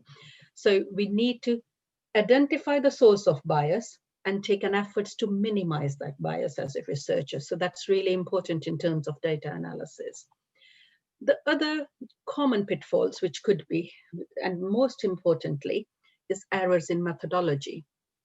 There is no harm in reconsidering your methodology if at any point you feel, for example, in Suzanne's case, where she was talking about her methodology, pilot study was the way to test methodology. And if she would have found any error, that was the stage where she could have to reconsider that, yeah, what different methodology she needs to take. And it's important that in methodology, as Professor Gaikwad was saying earlier, we need to think about what could be a type 1 error and what could be a type 2 error. Is the experiment we have designed, is that a right experiment? has that got a sufficient statistical power? And if there is insufficient statistical power, what do we need to increase our statistical power? If there is a measurement error, yeah, we cannot ignore that measurement error. So rather we need to collect it. So at present into United Kingdom media, it's important about Public Health England's recording of the COVID-19 deaths. So what they have found is that during the peak time into COVID-19, every patient who have died into hospital, that death was reported as COVID-19. So even if the cause of their death was different, but because they were COVID-19 positive, that has been recorded. And the whole data has came out 5,000 deaths less. So there could be a measurement error. There could be, if the person is trying to, if a researcher is trying to perform multiple comparison, and that could introduce an error into the data analysis. There could be, the third important category is problems with interpretation, and I'll come back to this slide later. We all have heard about this Indian fable about 6 blind men and the elephant. And if there is an elephant and there are 6 blind men or blindfolded men, and everybody where the person would be touching, they will have a different interpretation. So whether, if they're touching the elephant ear, whether elephant is like a fan, or if they're touching the elephant tail, whether elephant is like a rope, or it's like a tree or a snake. The whole purpose of sharing this slide is to bring it into perspective that data interpretation is most important, and the pitfall could happen that where we are touching. So if there are blindfolded people, we need to take that blindfold away and see, are we interpreting it into the terms how I need to interpret it? What I'm trying to measure out of this, because sometimes what we do is we make an error into determining the significance of certain findings. And I'll take a real life example. So as a woman, again, gender bias here, after a certain age, after childbirth and all, most of us do gain weight, and all the time we think about losing weight. So every time I was telling my husband, yeah, let's buy a treadmill. I will be very good at losing weight. So we bought it, that's fine. In first year, I went into that room only once, just to tidy that room and use the treadmill once. In second year, I have used it 4 times. So, and every time my husband was trying to tease me about it, oh yeah, have you used it? And I said, yes, 400% excessive use. So in this year, I have increased the use of treadmill by 400%. And he was just joking with me, how is that possible? And I said, look, last year I used it once. In this year, I've used it 4 times. So statistically, there is a lot of significance into that finding, yeah? However, in a practical sense, in a clinical sense, in a real sense, has that got any significance? Out of 365 days, going on 4 times on a treadmill is not going to shift any caloric intake or any body mass for me. So it is, as a researcher, when we are interpreting the data, we need to see whether the significance is in statistical terms or is it making any difference in clinical terms. And that's where it's important to see. Sometimes we need to, the common error which we make is confusion between precision and accuracy. And Professor Gaikwad was talking about it earlier, and I was nodding and smiling that, yeah, that's the point where I need to come upon to. Precision is commonly confused with accuracy, but there is a very small fine distinction between precision and accuracy. If the data is precise, that means how finally our estimate is specified. And if it is, we are talking about accuracy, how closely our estimate is to be true. So there is a very fine difference about them. There is a difference between causal, the common error which we make is unraveling the causal relationship among variables. So sometimes we are not looking at the relationship among variables in a correct manner. For example, although COVID has dominated world politics, parliament, everywhere, research, no area has been left untouched. But some of the findings which has came up, it has shown, taking example from UK about BAME community earlier, that yes, Black and ethnic minority people are affected more.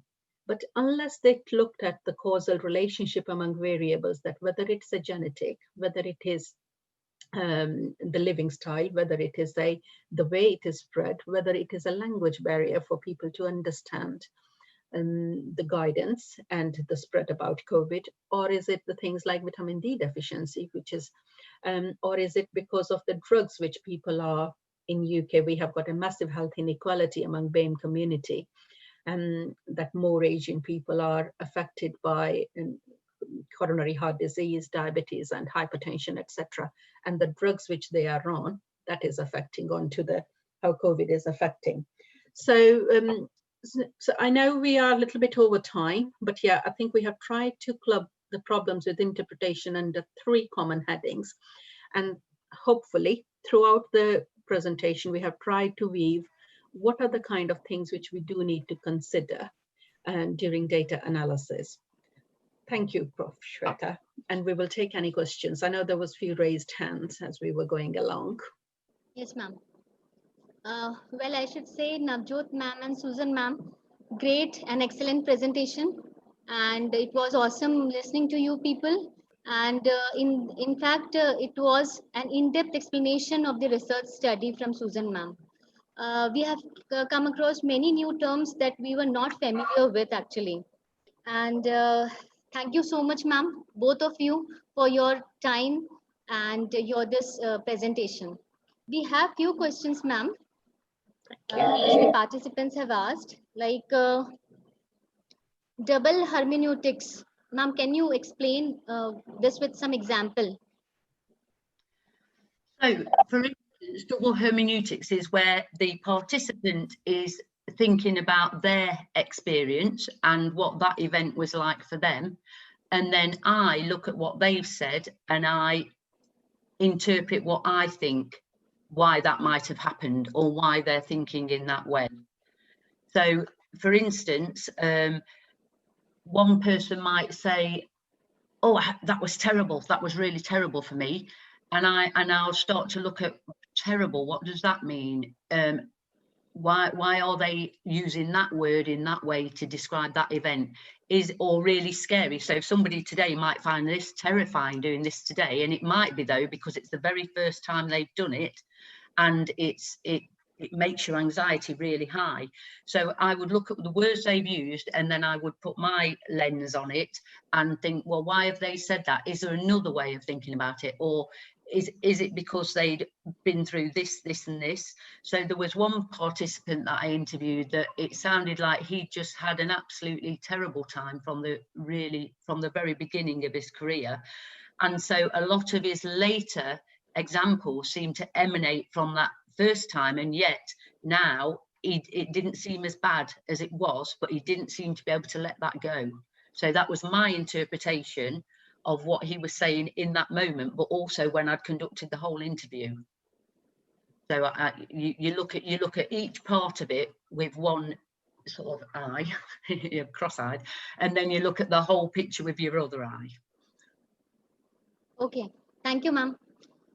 Another question is about phenomenological study analysis, that whether any standardized tool is there and how we can take the sample size.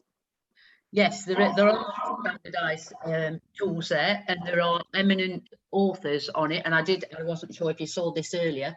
So this is my Bible, for want of a better word. It's got scribblings and everything all through it, and it's by authors Smith, Flowers and Larkin, and they prescribe in here based on the original sort of theorists, Heidegger and Husserl, about phenomenology. And this is mostly used in psychology till now, and it's starting to be used much more within the nursing profession. But psychologists have used that for years, their approach to analysing research. Oh yes, and your sample size, they sort of say in there what is a good sample size when you're really having to drill down to the sort of minute detail of somebody, how they look when they're saying something, because I also made notes about how somebody was looking when they, or how I thought they were looking when they were telling me things. So some people did look really excited and enthused when they were telling me things, and other people looked like quite traumatized by the experience that they'd had, you know. So I knew I wouldn't remember this for all these years, so I had to write down what was happening to them at the time, or what I thought as well. So the sample size is dictated in there. They usually say about 4, maximum 6 for a single person study for the one researcher, but my supervisor for a doctorate wanted at least 9 to 12, so I managed to get 11, which was good. So is it there any standard that this particular size has to be taken?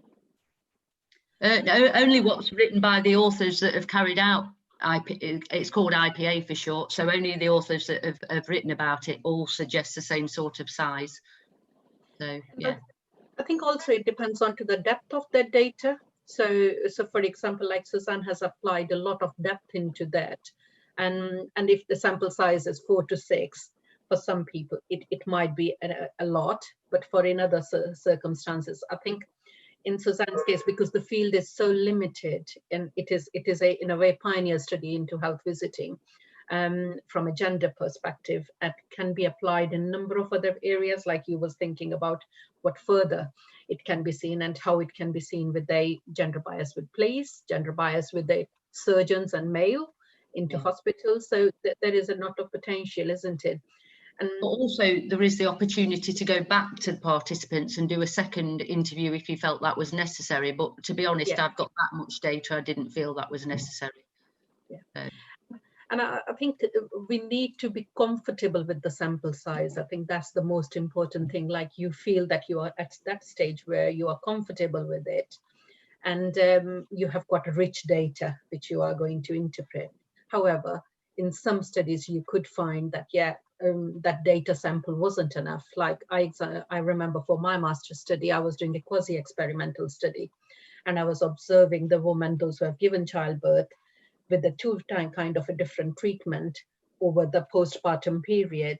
And after having 15 participants, I knew that I have got enough data, because it was a 2 type of sampling. It was longitudinal over the time when they were when they have given birth and the treatment which was applied to them, but also it was qualitative into the terms of their experiences and recovery. So it depends on to whatever your sample size is and what you are trying to look. So no one size fits all. I think that would be. The other thing just to consider with this as well, for some people, if you were doing interpretive phenomenological analysis on domestic abuse victims per se, within the ethics as well, you would really need to think about when they've offloaded all that information to you, it is quite like a counselling session. So you need to think about protection as well of your participants when they leave you, because if they are traumatized, it can be quite traumatic reliving that experience. Yeah. Thank you so much, ma'am.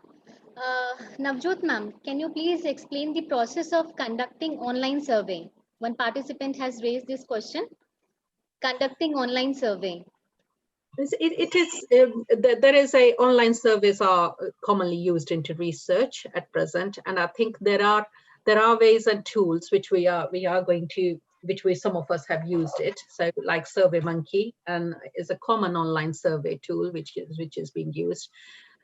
Online surveys is a method of data collection. I think if we think into data analysis terms, it is a way that in previous times we were used to send the questionnaire, etc., and taking it back. And online survey is represented by the similar principles apply when we are trying to do online survey. But important thing to think about is the confidentiality, because if you are trying to do it over an email, there's no way you have got the confidentiality of that sample size. But online surveys, that would help you if you're using like SurveyMonkey, etc., or a monkey bar. So they are helping you to conduct online surveys confidentially. I'm not sure what else is expected out of this question unless the person wants to come back. Well, ma'am, this was only asked. I hope she has got a clue that how to conduct the online survey. Well, one more last question is there. We came across the words polarization and contextualization in the presentation of Suzanne ma'am. So the participant is asking like how we should map the steps of this polarization and further on.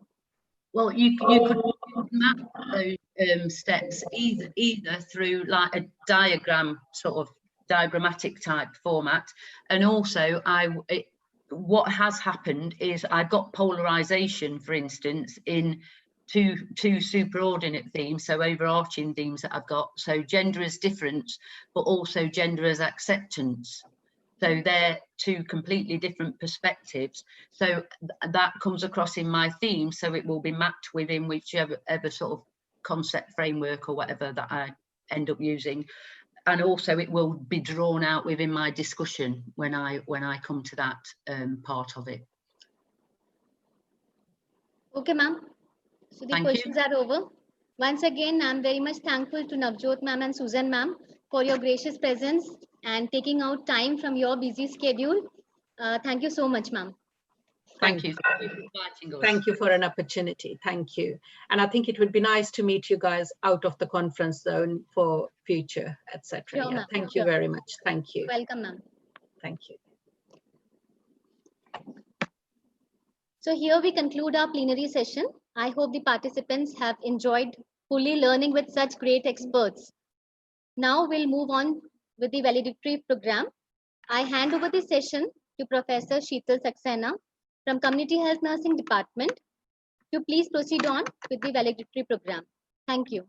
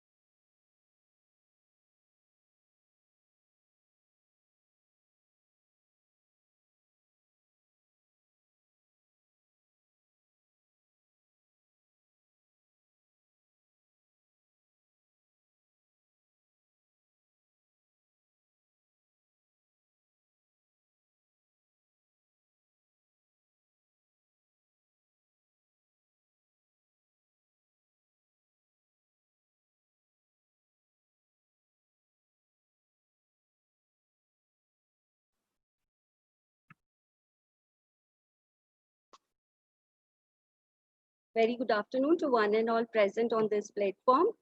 All the participants presented their paper in this conference must be eagerly waiting for the result declaration. So here I'm going to declare the result of paper presentation. So there are two best papers selected by judges. The first Best Paper Award goes to Miss Itisha Rose Prasad, MSc Nursing Faculty, St. Jude College of Nursing, Jhansi. And her statement, title of the study was Effectiveness of Squatting Position on the Duration of Labor and Maternal Satisfaction Among the Primary Mothers. And second best paper award goes to Mr. Vipin Wagheria, Assistant Professor, MTIN, Charusat, Gujarat. The statement or the title of her paper was Development of Quality of Life Tool for Children Diagnosed with Epilepsy. It was his pilot study. So congratulations to Ms. Itisha Rose Prasad and Mr. Vipin Wagheria.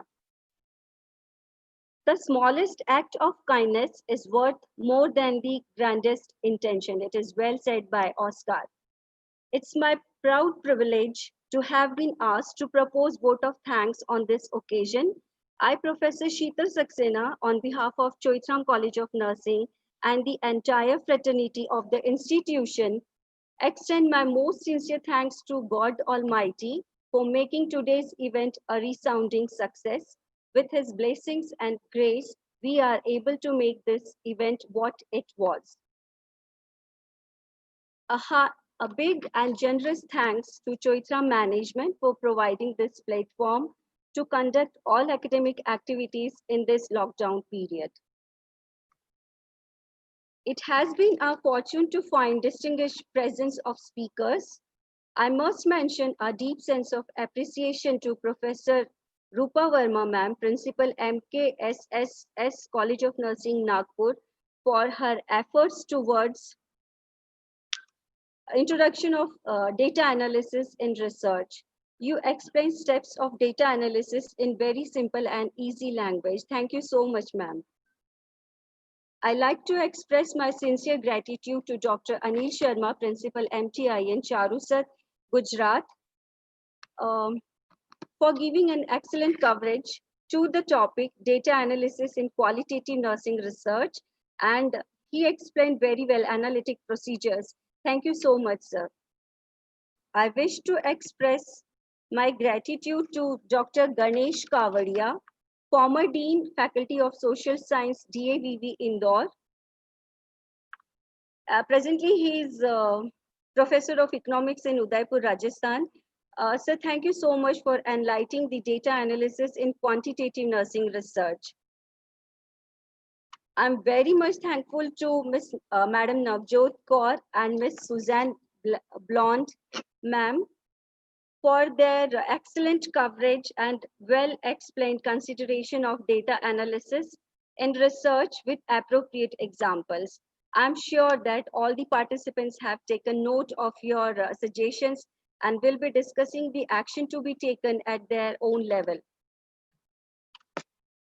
Most sincere thanks to judges to take their personal time and evaluate the creative efforts of all the participants.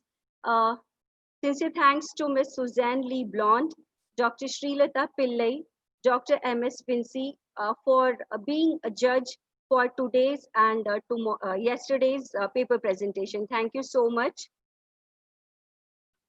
I must mention special thanks to our principal, Dr. Professor Aradhana Michael, for being the catalyst and stimulate us to do our best and standing as a pillar of strength. Thank you so much, ma'am, for your guidance and support.